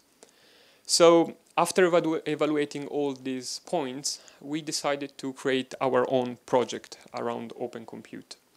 We started at the end of 2013 by evaluating 2 OCP-inspired systems. And we saw that these were comparing quite well compared to standard hardware. And so we decided to launch a tender for OCP hardware. We published the market survey in October 2014. And here already we saw some problems that probably this has improved with time, as we've seen in the previous presentation. But back then, we really had a hard time in finding system integrators in certain member states, namely Europe plus Israel, with Open Compute experience. It was quite difficult back then in 2014. Then we published the invitation to tender at the end of 2014, and fast forward to August this year, we received the racks, fully assembled racks in our data center in Meran. So what's the configuration that we acquired? We procured 6 racks identically configured, as you see in the pictures. Here I've reported only 2, but the 4 remaining ones are identical. With CPU nodes, storage nodes, switches, and clearly the power shelf in the middle. As you can see, they're not fully populated because we have severe constraints in terms of power consumption. So a rack configured like this at full load draws around 5.8 kilowatts, which is the maximum capacity that we can reach with our infrastructure. So there are 5 triplets designated as CPU servers in each rack, and these are the WeWin Haswell platform. Each one has 2 processors, E5-2640 version 3 Haswell, 64 gigs of memory, and 2 1 terabyte Seagate Constellation drives. Each server has a 1 gigabit interface for management and a 10 gigabit SFP+ interface for data. There's an additional triplet here that shares exactly the same configuration, but these systems are designated as front ends for the storage, so they have an additional SAS HBA. The switches, these are standard 19-inch switches for standard racks. We mounted the switches via an adapter in the open rack, and we have a Brocade 10 gigabit for data and an HP 1 gigabit for management. So we were discussing about safety and power distribution, and we had quite a bad experience with the switches. Actually, not because of the switches themselves, but because of the power shelf. So these are powered by the AC outlets at the rear of the power shelf. And when the system integrator was working on the first production rack, upon powering on the rack, basically they killed instantly 2 switches because the AC outlets were providing 400 volts instead of 230. So the power feeds are 400 3-phase power feeds, and the AC outlets were providing L12 voltage instead of L2 neutral, so 400 instead of 230. They had to ask an engineer from the manufacturer to come on site and to modify all the power shelves. The intervention was carried out, but when we received the racks at CERN, unfortunately, we didn't check carefully, and upon powering the first rack, we stumbled across exactly the same problem, so 2 more switches that we killed. They didn't fix properly a pair of outlets that happened to be exactly the first one that we powered on. So we were a bit disappointed that any quality assurance procedure would allow for such a mistake to make its way into all the power shelves. We have then storage, 3 JBODs per rack. These have 30 drives per JBOD, and we are using 6 terabytes Hitachi Helium drives, so an overall capacity of around 180 terabytes per front end. Then there's the power shelf with the 6 modules, as you have seen previously. Clearly, we don't need the 12.5 kilowatts, so we will be running the racks in production with probably just 3+1. The modules are all functioning at the same time, which yields not very good power factors when the rack is idle. The power factors are not amazing when the rack is loaded as well, but this is another story. And the modules are fed by the phases so that the load is shared between each phase, which is good for our infrastructure. The rack management controller that you see on the right hand side of the power shelf allows for monitoring, so you can monitor via IPMI sensors that provide values for power consumption, temperature, and so on and so forth. So this is our configuration. I want to step back for a minute to the invitation to tender phase. One of the experiments that we wanted to try, as I mentioned, was to rely on the OCP specs to simplify our technical specification. Unfortunately, this didn't work as we expected because some of the designs on the market are not really compliant with the spec, especially the OpenVolt specification. The Quanta implementation, the JBOD, is not really compliant with the spec, so we couldn't refer to OpenVolt. We had to draft the requirements one by one, and it was what we wanted to avoid. In those cases, we had to rely on OpenRack as a backbone to frame everything within the context of Open Compute. We did extensive research to make sure that the vendors couldn't come with configurations that were not really OCP. And we really wanted to use the tools provided by the compliance and interoperability track. So back then there were 2 certifications available, OCP ready and OCP compliant. The first one is a self-assessed certification that is granted based on the output of a tool that runs tests that are not really OCP related. So there's nothing that assesses the compliance, the mechanical compliance. It was what we were mostly interested in. So we couldn't use OCP ready. As far as OCP certified is concerned, we had the impression that this was not really well defined. It was not really transparent in the way the tests were carried out. And furthermore, back in 2014, there was only one recent platform, Haswell platform, certified by one of the labs designated by the foundation. And this platform happened to be the WeWin implementation that we ended up acquiring. So this was not a very good experience as far as C&I is concerned. And we did some researches afterward, and we discovered that the track had been under major criticisms by the community. It has to be said now that has been a lot has been going on and has been modified and reviewed, so the situation might have improved. Along the way, during the project, we encountered several issues that we considered as extremely critical, and in this case I want to share with you 3 examples. First, after the contract was awarded, we discovered that the WeWin implementation with 6 2.5-inch slots would not allow for drives higher than 9.5 millimeters to be installed. In our tech spec, we had the requirement. Each drive had to be endowed with sensors for rotational vibration, which is extremely important in a rack with 90 drives. But there are no drives on the market with sensors for rotational vibrations in a 9.5 millimeters pack. So we were proposed 3 solutions: revert to SSDs, which was not an option back then, because we were not procuring hardware based on SSDs yet. Rework the metal cage, that was the solution we ended up accepting, and installing consumer drives, which was absolutely out of discussion. So we were faced with this final solution. We had to give up on 4 slots. Now we have only 2 and no room for future upgrades. These slots, yes, they allow for 15 millimeters drive with sensors for vibration to be installed, but it's a huge limitation, so we have no room whatsoever for future improvements, for adding, for example, an SSD for a block cache, let's say. Second problem related to safety. We have discussed safety in the first presentation.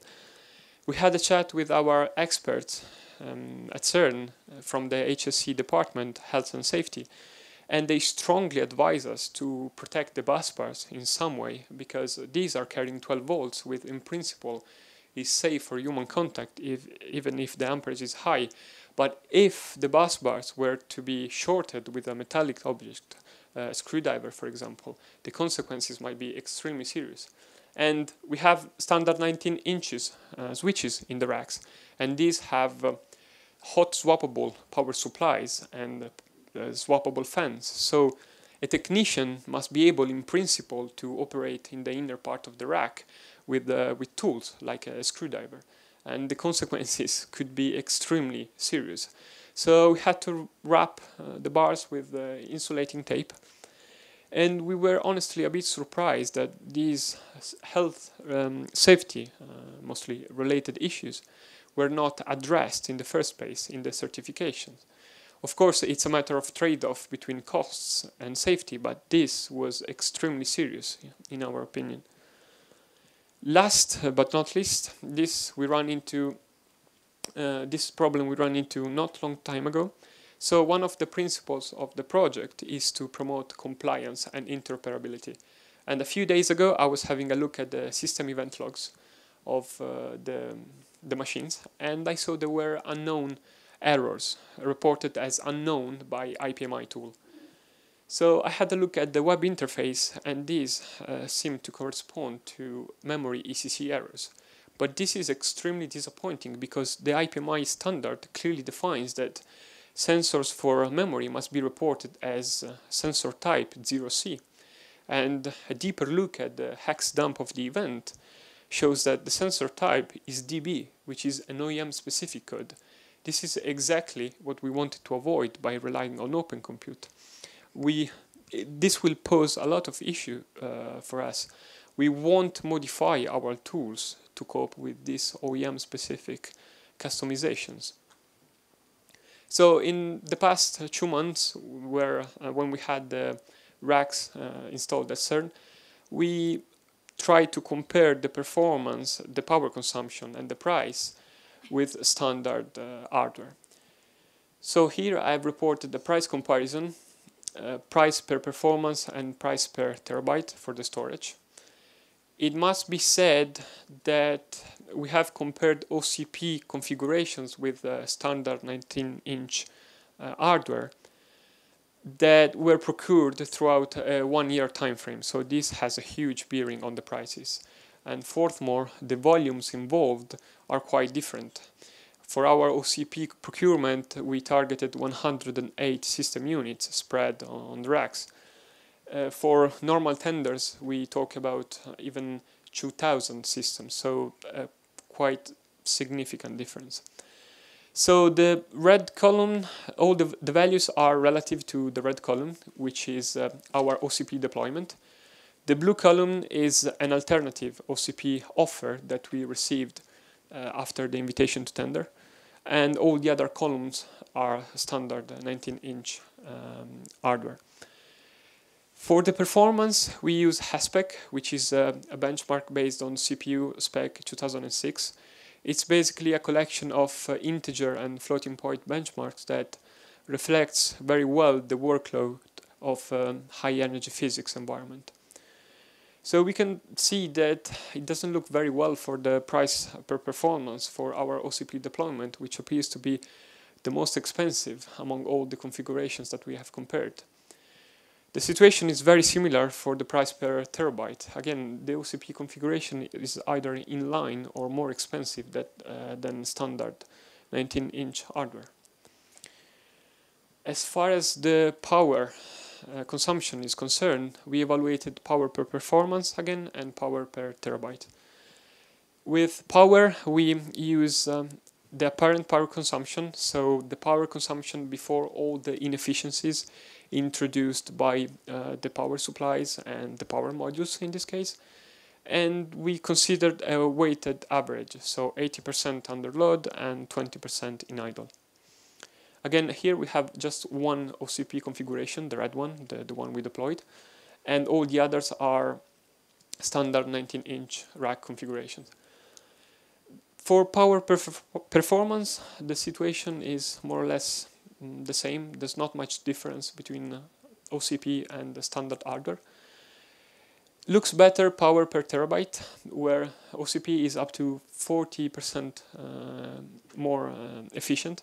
But it must be said that here we are using helium drives, Hitachi helium drives, that are known to be more efficient. And we have a 6 terabytes drive. The first standard configuration uses air-filled 4 terabytes drive, and the second standard configuration uses 6 terabytes air-filled drives. So this might have a bearing on these values. What we want to try right now is to perform a rack level comparison. In this case, we procured the OCP racks already integrated and cabled, so we saved a lot of effort in terms of manpower and time for configuring the racks. So now it's fair to perform a comparison at the rack level. Given in the light of all the experience that we acquired in the past year, we wanted to start drawing some conclusions. So first, it was the first experience in procuring racks completely assembled, and we believe this is the way we want to proceed in the next future, but we were not really happy in the way it worked out with Open Compute. In particular, drafting the technical specification turned out to be more difficult than we initially envisioned. We wanted to rely on OCP specs, but it was not possible in practice. And we don't really like the contribution type of model where OCP specifications are basically donated to the foundation and undergo a review by a committee. In specific, if this system is not backed by a strong certification framework, as we have seen with OCP certified and OCP ready. We run into many issues, as you have seen, some of which we consider extremely serious. And we really hoped we could avoid most of them, or at least they wouldn't pose so many problems. The project is still at the beginning, clearly. We are now allocating the systems to production services. The CPU servers will run as KVM hypervisors, orchestrated by OpenStack, and the JBots will be used as in the Ceph cluster. So it's still the beginning, and we have many open questions that we will probably answer in the upcoming years. The machines will run for 5 years, and afterward we will retire them. We will retire CPU nodes and storage nodes. The question is, will we be able to keep the racks? Will the next generation of specification be compliant with our Open Rack version 1? We'll see. And clearly we are eager to see how the systems perform in a production environment, mostly in relation to failure rate and the effort that it takes for our repair service to intervene on the machines for replacement or for fixing issues.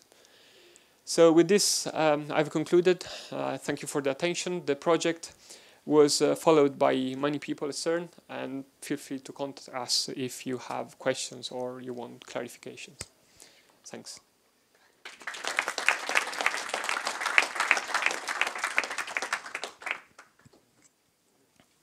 Any question?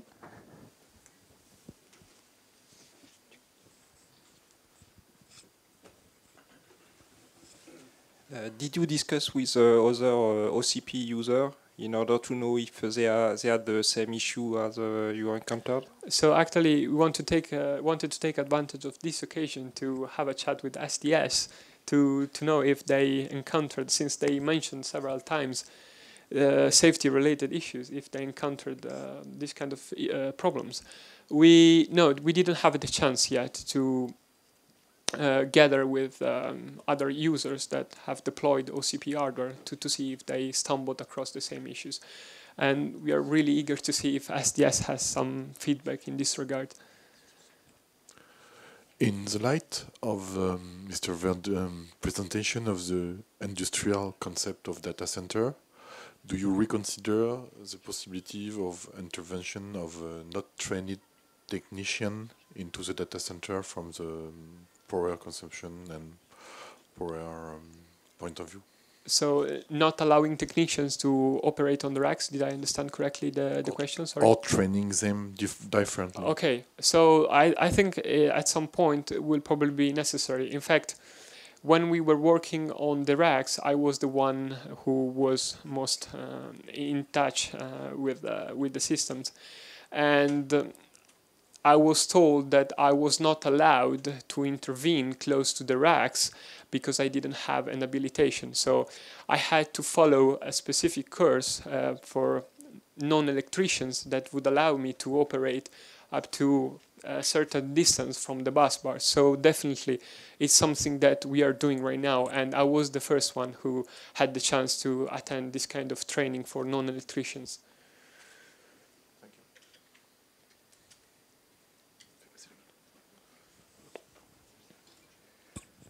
I understand most of the savings on the power are on the disks. So in the end, did you get some kind of return on investment, or the global TCO balance? How is it with respect to traditional hardware? So yes, we can't talk about return of investment because being an international organization is difficult. But we definitely evaluated the equipment in terms of TCO. We haven't run yet in-depth study to evaluate all the contributions. So as you have seen, these were initial hints to understand whether we were saving a lot or maybe less than expected with respect to obvious metrics like the power per terabyte. So I don't have an answer yet whether the TCO for these systems over 4 years is better than the TCO of standard hardware, because as I said, we are first of all lacking a comparison at the rack level, and this is the major issue. When we configure standard racks, we have several people involved in cabling, in installing the machines, in configuring everything, and this of course requires effort and time, and it's gonna be difficult, or it's gonna be long another project to evaluate the TCO at the rack level. But we have definitely started having a look in this direction, because the initial values do not look amazing, and we wanted to have more in-depth values. And if I may, what sort of global PUE do you get? So right now our data center has around 1.6, 1.5. We are working a lot in the data center to modify the arrangement of the cold aisle to reach 1.5. But we have already improved. We had 1.7 at the beginning of the year. So around 1.5, 1.6. And working to improve every day.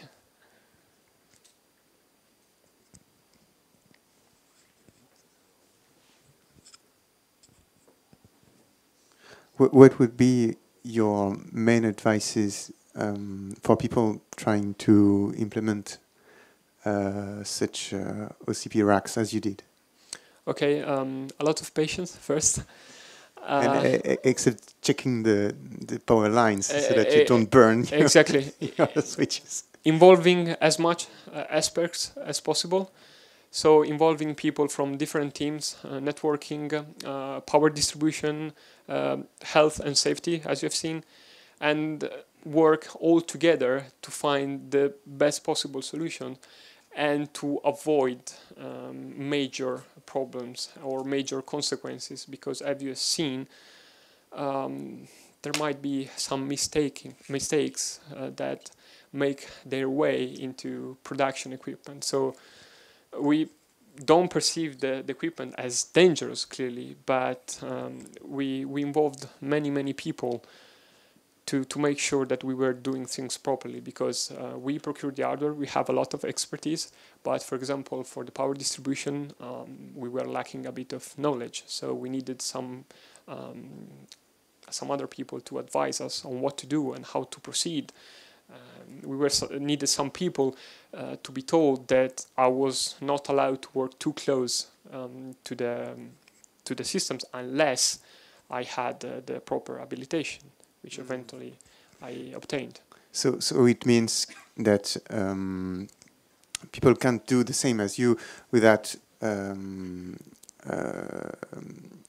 broad range of skills, of in-depth skills that would be put together in different teams. Well, you can do it in your garage, actually. One single person with a limited set of skills would have probably some problems. I had to ask for advice many times, and I had other colleagues working on the project as well. So I think it would be better to involve many different people with many different backgrounds. So as far as possible. Okay, thanks.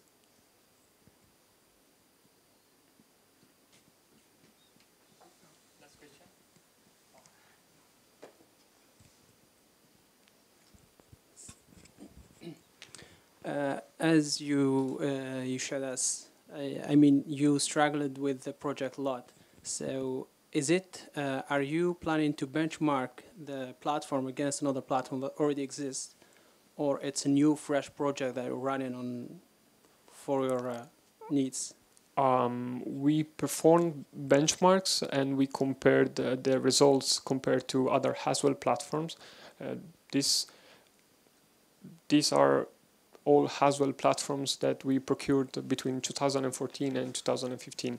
So if this is what you mean, it's something that we have already... Yes, so if I understand well, it's the platform, is it substitution of the existing platforms, or... No, it's additional capacity.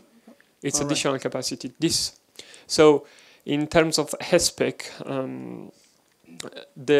the total capacity is 40,000. Probably this number doesn't sound familiar for you. But for example, this is 40,000 HESPEC. This capacity is 700,000. So the capacity of the standard tenders is 700 thousand. So this is a small installation. It's just 6 racks. The additional capacity was the very first project, so we had to limit clearly the capacity we acquired. Thank you.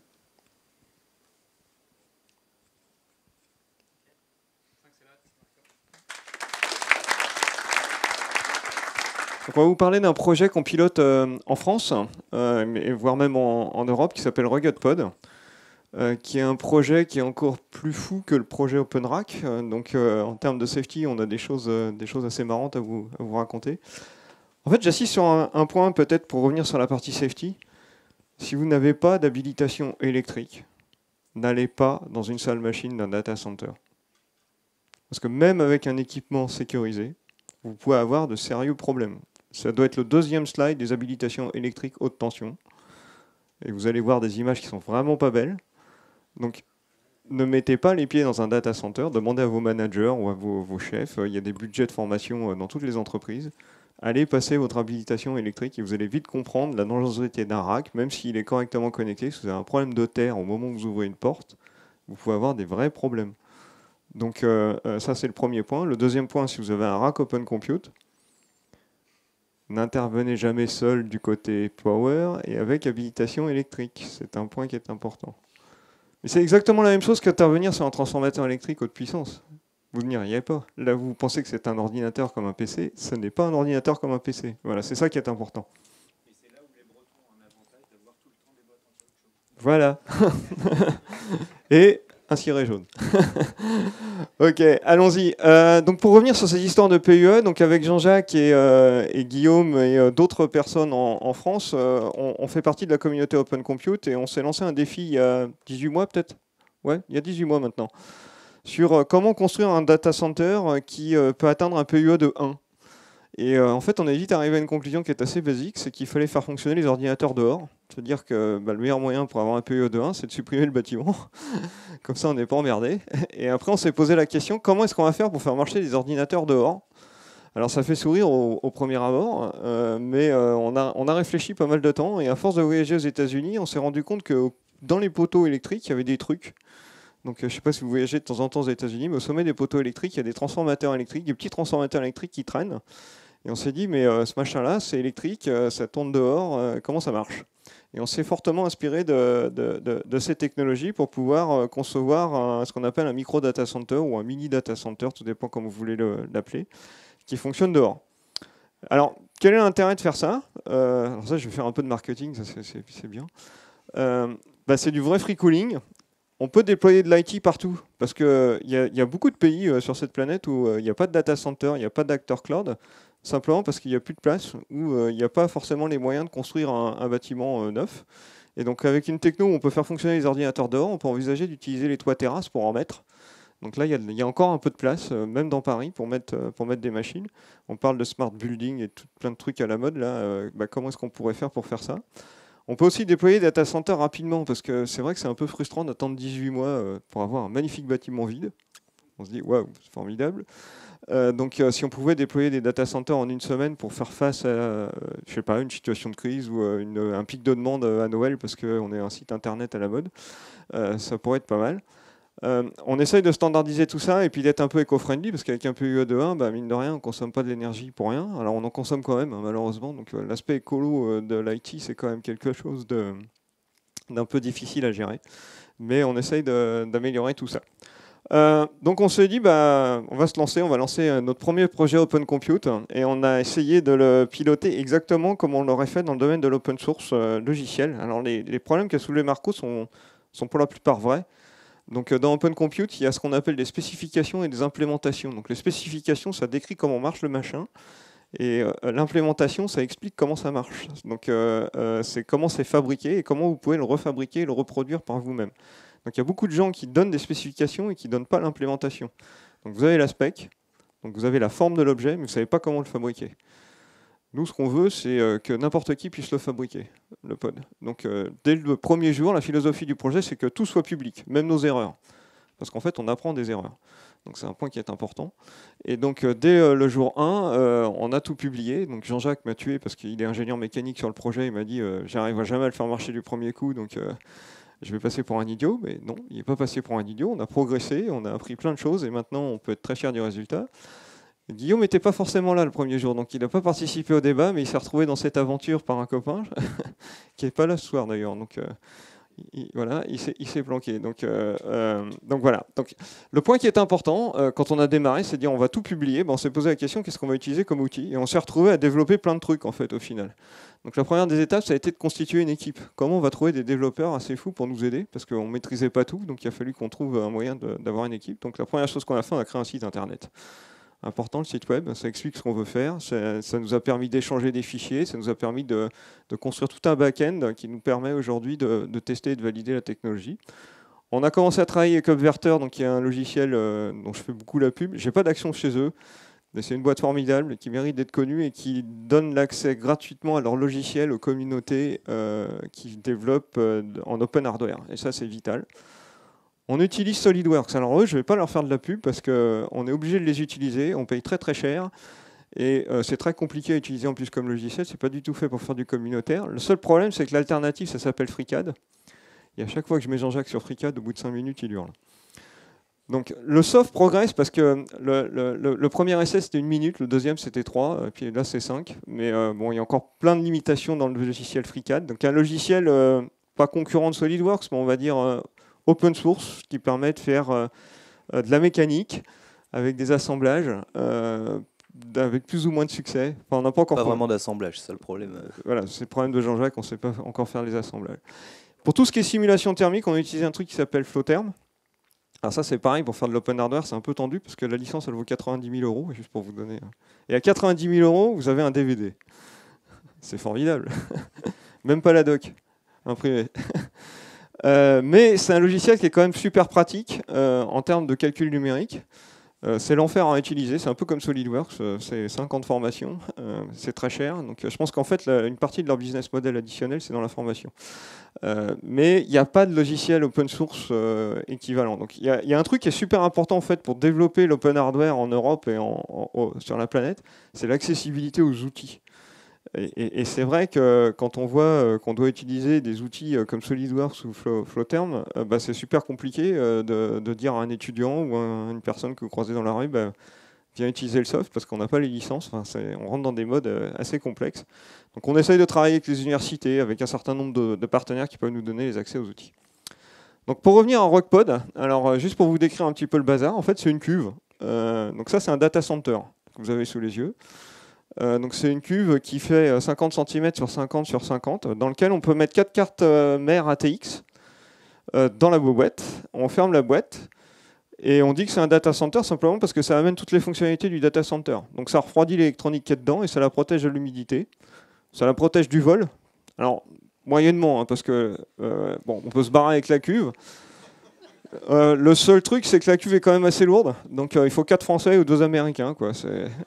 Ça fait une centaine de kilos et une fois que vous avez pris un coup de cuve dans le genou, vous n'avez plus de genou. Mais voilà, c'est ça qu'il faut avoir en tête. Mais on a des astuces pour empêcher les cuves de partir trop vite en courant. C'est la première version. Donc sur cette première version, donc c'est de l'aluminium pur. Ce que j'ai oublié de préciser, c'est que dans la cuve, on met de l'huile et on ferme la cuve, on la rend étanche et on la met sous vide. Donc vous allez me dire, oula, ça devient compliqué. Alors, pourquoi est-ce qu'on la met sous vide? Parce qu'on met de l'huile végétale dedans. Et alors, l'huile végétale, c'est super, mais c'est comme au McDonald's. Une fois que vous l'avez utilisée un certain temps, elle change de couleur. Donc, elle s'oxyde. Et donc, il faut protéger l'huile contre les oxydations. Alors, c'est pas trop gênant dans l'informatique, parce qu'elles conservent leurs propriétés diélectriques. Le seul problème, c'est qu'elles peuvent finir par générer de la boue, ce qu'on appelle des boues d'huile, au bout d'un certain temps, et ça crée des dépôts au fond de la cuve. On n'a jamais eu de cas extrême. Le cas le plus grave que ça a, c'est que ça sent très mauvais. Donc, donc quand vous ouvrez la cuve, vous avez une grosse surprise. Vous savez tout de suite quand l'huile est oxydée ou pas. Hormis ça, on s'est vite interrogé sur un problème, et c'est là que Guillaume est intervenu, en fait, puisqu'il fait du logiciel. Il a fallu qu'on aille chercher quelqu'un qui fasse du soft. C'est comment allumer, éteindre et faire du provisioning sur un truc qui fonctionne sur un toit. Alors on s'est dit, essayer de convaincre un informaticien de ne pas rentrer dans une salle machine, c'est déjà compliqué. Mais alors si on les voit tous monter aux échelles pour monter sur les toits terrasses, ça va devenir l'enfer en termes de sécurité. D'autant plus que c'est une cuve qui fonctionne à 70 degrés dedans, donc c'est chaud, hein, vous n'allez pas foutre vos doigts dedans. Hein. L'électronique marche très bien à 70 degrés ambiant, elle se sent bien. Donc il fallait qu'on développe une interface de remote management de zéro. Et il n'était pas question qu'on mette de l'IPMI parce qu'on voulait faire des data centers pas chers. Ah oui, j'ai oublié de mentionner un truc, c'est qu'au début du projet, on a un Cambodgien qui nous a appelé et qui nous a dit « Moi, je veux créer le premier cloud provider au Cambodge. » Je dis « Ouais, super, bonne nouvelle, un lead qui vient de l'étranger en plus, c'est rare. » Et quand il nous a donné le budget, je me suis dit « Oula, on a un problème. » Donc ce monsieur avait $5000 de budget, transport compris, pour setuper son infrastructure pour démarrer son cloud provider. Alors, il s'était mis à OpenStack, ce qui est une super nouvelle, c'est un logiciel libre, voilà. Mais il lui fallait une infrastructure pour démarrer. Et on s'est dit, ouais, ça va être très compliqué. Donc c'est pour ça qu'on a fait une petite cuve avec 4 cartes ATX. Donc il peut démarrer avec 4 cartes de PC qu'il va acheter, j'allais dire, au LDLC local. Donc voilà. Mais c'est un peu la genèse de la taille de la cuve et de la raison pour laquelle on supporte de l'ATX. Alors sur nos cartes ATX, il n'y a pas d'IPMI, parce que dès que vous achetez une carte ATX avec de l'IPMI, ça coûte une blinde. Le coût de l'IPMI est quand même assez élevé, donc il fallait qu'on trouve une solution pour faire le remote management. Donc on a une idée de génie, on a mis un Raspberry Pi, donc qui est notre interface de remote management. Alors vous plaisantez, mais ça marche super bien. On a été agréablement surpris. Donc, et après on s'est dit, il faut qu'on fasse du remote power on, power off, et là on est arrivé à nos limites, parce que on voulait faire une magnifique interface web et respecter la norme OCS de Microsoft. Évidemment, Microsoft a fait une donation de son code source, mais c'est en .NET.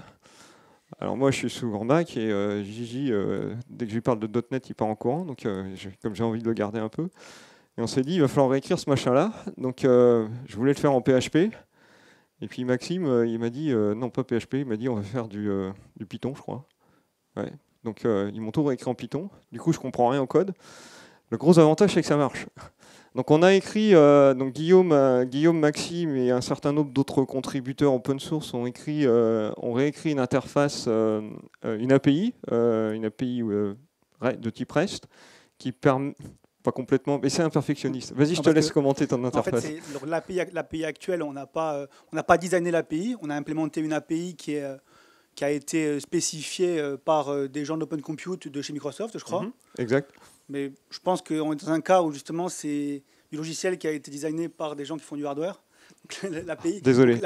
L'API, donc c'est une API HTTP qui ne respecte pas aujourd'hui les principes REST, mais c'est une API HTTP. Voilà.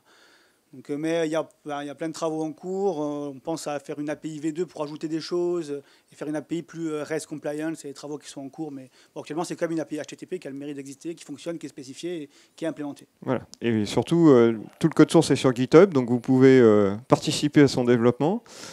Alors, il faut faire un push-pull ou je ne sais plus quoi. Il y a une opération, un pull request, je crois. Non, c'est un process Git classique voilà. Sur GitHub. On fonctionne par pull request, donc tout le code source est disponible sur le compte de l'organisation Rugpod. Vous pouvez taper Rugpod sur GitHub, vous allez trouver le code. Et donc, alors vous pouvez contribuer. Le problème aujourd'hui, c'est qu'on a démarré il n'y a pas très très longtemps. Même si tout est ouvert sur GitHub, on n'a pas encore mis de roadmap sur GitHub, il n'y a pas d'issues. Donc, on travaille un peu, même si le code est ouvert, on travaille un peu en vase clos pour l'instant. Donc, on travaille pour que ça change, pour faire en sorte d'ouvrir, d'avoir les discussions ouvertes sur GitHub, avoir utilisé correctement l'issue tracker, documenter tout correctement. Donc si vous voulez contribuer dès aujourd'hui, c'est possible, hein, mais à ce moment-là, il vaut mieux commencer par rentrer en contact avec quelqu'un du projet pour pouvoir mettre le pied à l'étrier. Et puis rapidement, on va ouvrir ça pour que ce soit plus accessible. Alors, je vais accélérer parce que tout le monde a faim. On va passer la roadmap rapidement. Il y a un point qui est super important, c'est que ce projet, c'est un projet ouvert avec des contributeurs comme vous et moi. Et quand on fait du hardware, dès qu'on fait un prototype, ça coûte une blinde.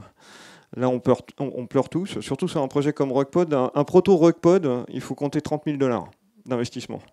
Juste pour avoir un proto qui ne marche pas. Donc, l'avantage, c'est qu'il nous occupe pendant 2 mois parce qu'il faut qu'on comprenne pourquoi il ne marche pas. Mais l'inconvénient, c'est qu'il faut trouver les $30,000. Donc, le principe du site internet, c'est d'aller chercher des sponsors. Donc, Horizon, qui est la marque de SDS, donc de ma société dans le domaine du cloud, sponsorise évidemment le projet. Numergy sponsorise le projet en hébergeant les VM qui nous sont nécessaires pour bosser.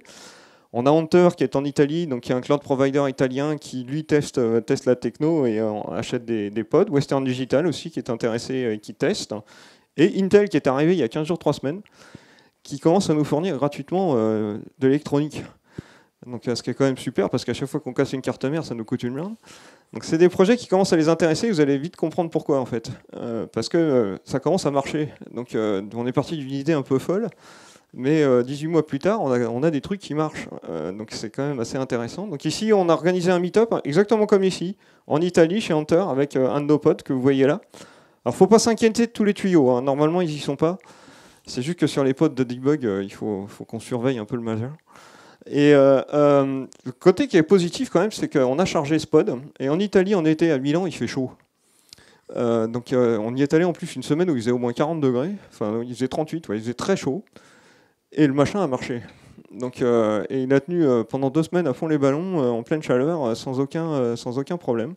Ce qui a surpris un peu tout le monde d'ailleurs, on a tous été un peu estomaqués, on avait des performances thermiques meilleures que ce qu'on espérait.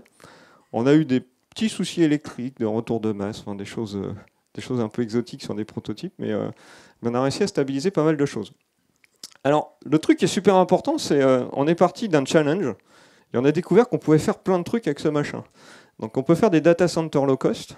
Donc vous imaginez, vous êtes dans votre bureau, vous avez au-dessus de votre tête 1000 m² disponibles. On peut mettre un pod par mètre carré. Un pod, c'est 1 kW. Donc si vous avez 1000 m², vous avez la possibilité de déployer un data center d'1 MW sur un toit terrasse dont vous ne vous servez pas du tout. Alors, lui, il a le bout pas, elle est juste à 70 degrés, elle est une température correcte.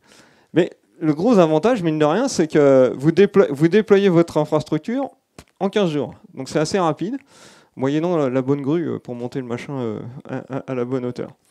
Mais surtout, il y a plusieurs aspects qui sont arrivés. Alors, on parle de plus en plus de edge computing. Vous savez, l'informatique, c'est des histoires de mode. Donc, on crée des méga data centers, puis après, on se dit, oh, c'est une idiote, il faut tout éclater. Donc, on va tout répartir, on revient au grid. Dans les années 90, vous avez peut-être connu le grid computing, pour ceux qui sont un peu âgés. Donc, c'est un phénomène de mode avec le edge computing. Et là, on commence à sentir ça. Il y a Cisco qui parle de ça, il y a plein de gens qui parlent de ça. Et alors finalement, notre machin, il est pas mal pour faire du edge computing. Donc il y a des gens qui nous ont approchés en disant, dites donc, votre truc là pour faire du edge computing, c'est bien. Donc ça nous intéresse, est-ce qu'on pourrait faire des choses? On peut faire du CDN aussi. Donc la latence, quand vous surfez sur Internet, ou tout ce qui est résolution de nom, tous ces trucs-là, bah, si on avait des serveurs qui étaient proches de vous au moment où vous faites la request sur votre mobile, bah, vous auriez une impression d'usage beaucoup plus efficace.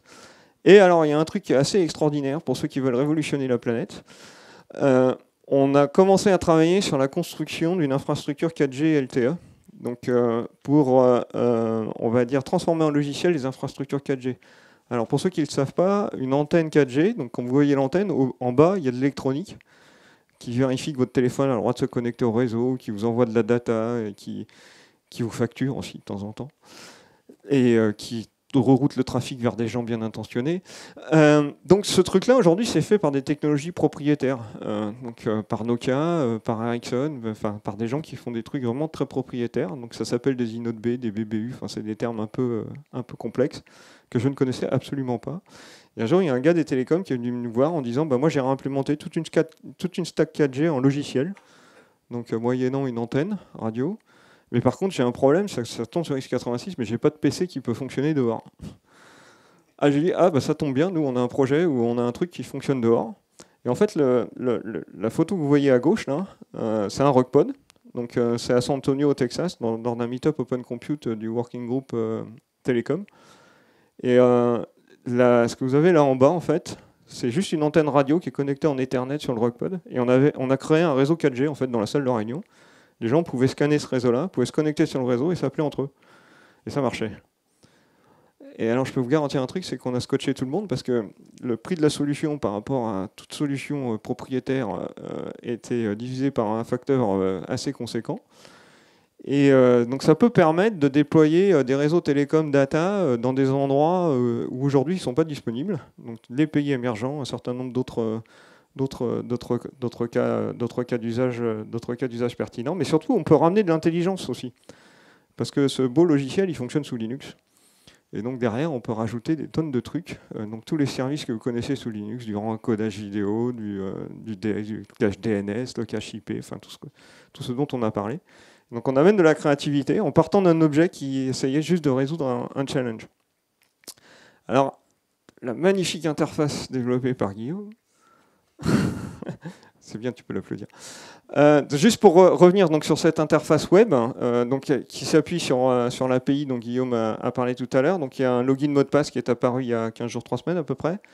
On est en mode sécurisé. Donc avant, n'importe qui pouvait administrer les requêtes, c'était pratique, c'était vraiment ouvert.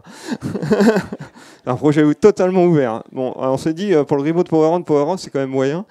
Donc on a rajouté un login mot de passe. Maintenant, c'est admin, hein, le login mot de passe. On n'a pas encore l'interface pour le changer, c'est pour ça que j'aime bien le taquiner. Il faut qu'on y travaille. Voilà. Mais il y a quand même le login mot de passe. Après, on retrouve les 4 blades qu'on peut accueillir dans un pod avec des opérations assez classiques. Power on, power off, reset, et puis accessibilité à la console. Alors le truc qui est important, c'est comment je vais configurer ma blade. Donc on peut accéder à la console. Donc sur toutes les cartes mères qu'on retient, la seule contrainte qu'on vous demande d'avoir, c'est d'avoir au moins un port console série, comme sur un pin header. C'est le truc que vous voyez jamais sur la carte, mais c'est important. Ça sert à ça. Voilà. Et si on a ça, on peut supporter n'importe quelle carte mère ATX, mono, biprocesseur, exotique. Et on peut installer un OS à distance sur votre console. La beauté du Raspberry Pi, c'est qu'on peut le transformer en serveur bootp PXE et localement, il peut commencer à distribuer du contenu sur les serveurs Blade. L'autre truc que j'ai oublié de spécifier, c'est qu'évidemment, on a fait des démos en OpenStack. Donc les gens d'Hunter en Italie, ils utilisent ce truc sous OpenStack et ça marche. Alors pour être honnête, ils ont fait quelques petites modifs pour que ça fonctionne bien. Ne me demandez pas lesquelles. Tout ce que je sais, c'est que ça marche. Donc c'est déjà l'essentiel. Ils en sont plutôt contents. Alors après, en termes de déploiement en data center, ça se passe comme ça, sauf qu'au lieu que le rack soit vertical, c'est tout à plat. Donc c'est à plat au sol. Donc ici, vous avez nos cubes qui sont séparés par un petit mètre, donc 1 par mètre carré, et on fait des rangées de 20 mètres, et on met des câbles entre les cubes, et tout est au sol à plat. Voilà. Donc ça, c'est une approche assez basique. Vous pouvez le mettre en plein champ, en pleine forêt, enfin où vous voulez, dans la neige. On a des clients qui nous ont demandé si on pouvait les mettre au fond des lacs. Alors ça, c'était quand même une demande assez atypique. Mais en fait, comme on est étanche au vide, globalement, la machine, virtuellement, on pourrait envisager de le faire. On ne l'a pas testé parce qu'il nous fallait un lac. Et au prix des prototypes, quand on a dit au client, pas de problème, on essaye, voilà le prix du proto. Ça l'a un peu freiné, mais bon, donc voilà, mais c'est des choses qu'on fait. Alors après, sur la fabrique PCI Express dont je vous ai parlé tout à l'heure, en fait, il y a une certaine logique au développement de cette carte. C'est, en fait, quand on met les ordinateurs à plat au sol et qu'on regarde le câblage, le meilleur moyen, c'est de les connecter entre voisins. Donc c'est pour ça qu'on travaille sur une fabrique en Tor 2D. Comme ça, on a des câbles plus courts, c'est plus simple à gérer et à implémenter. On travaille aussi sur du stockage avec les gens de Western Digital, avec un pod de storage qui peut monter globalement jusqu'à 500 terabytes dans un cube de 50 par 50 par 50, 600 watts de conso et 40 gigabits de bande passante. J'ai fini avec le talk, on peut en discuter pendant le dîner. Le truc qui est super important, nous, ce qu'on veut, c'est que les nuages ils restent dehors. Et donc l'avantage de cette technologie, c'est que vous n'avez plus besoin de bâtiments pour faire fonctionner de l'IT. Alors il est vrai qu'on rentre dans une infrastructure très industrielle. Donc je vous inviterai, pour ceux qui veulent voir un RugPod, vous venez chez nous, on est en province. On est après le périphérique, donc sur le plateau de Saclay. Mais vous pouvez venir, vous êtes le bienvenu. On n'en a pas amené un ce soir, donc Jean-Jacques a une version imprimée en 3D pour vous expliquer le principe. J'ai des tonnes de photos du projet. Pour vous donner un ordre de grandeur, aujourd'hui, le projet est piloté en Europe. Mais on a actuellement des Taïwanais, des Mexicains et des Américains qui travaillent sur l'industrialisation de ce projet.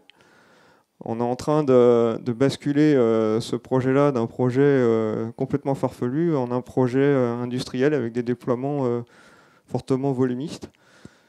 Il y a une force que j'ai oublié de vous préciser, c'est qu'avec ce type d'infrastructure, on permet à des tout petits cloud providers de lancer des VM à moins d'$1 par mois. Et c'est aussi quelque chose qui intéresse les gens. Parce que les détenteurs de data centers hyperscale ont les moyens d'avoir des data centers qui atteignent des PUE très bas et donc des coûts de production de VM très faibles. Ce qui n'est pas forcément le cas quand on démarre son activité, parce qu'il faut aller louer une baie chez un hébergeur. Là, ce qu'on vous propose, c'est que vous démarrez votre cloud provider dans votre jardin, quoi, avec votre connexion fibre à la maison. Voilà.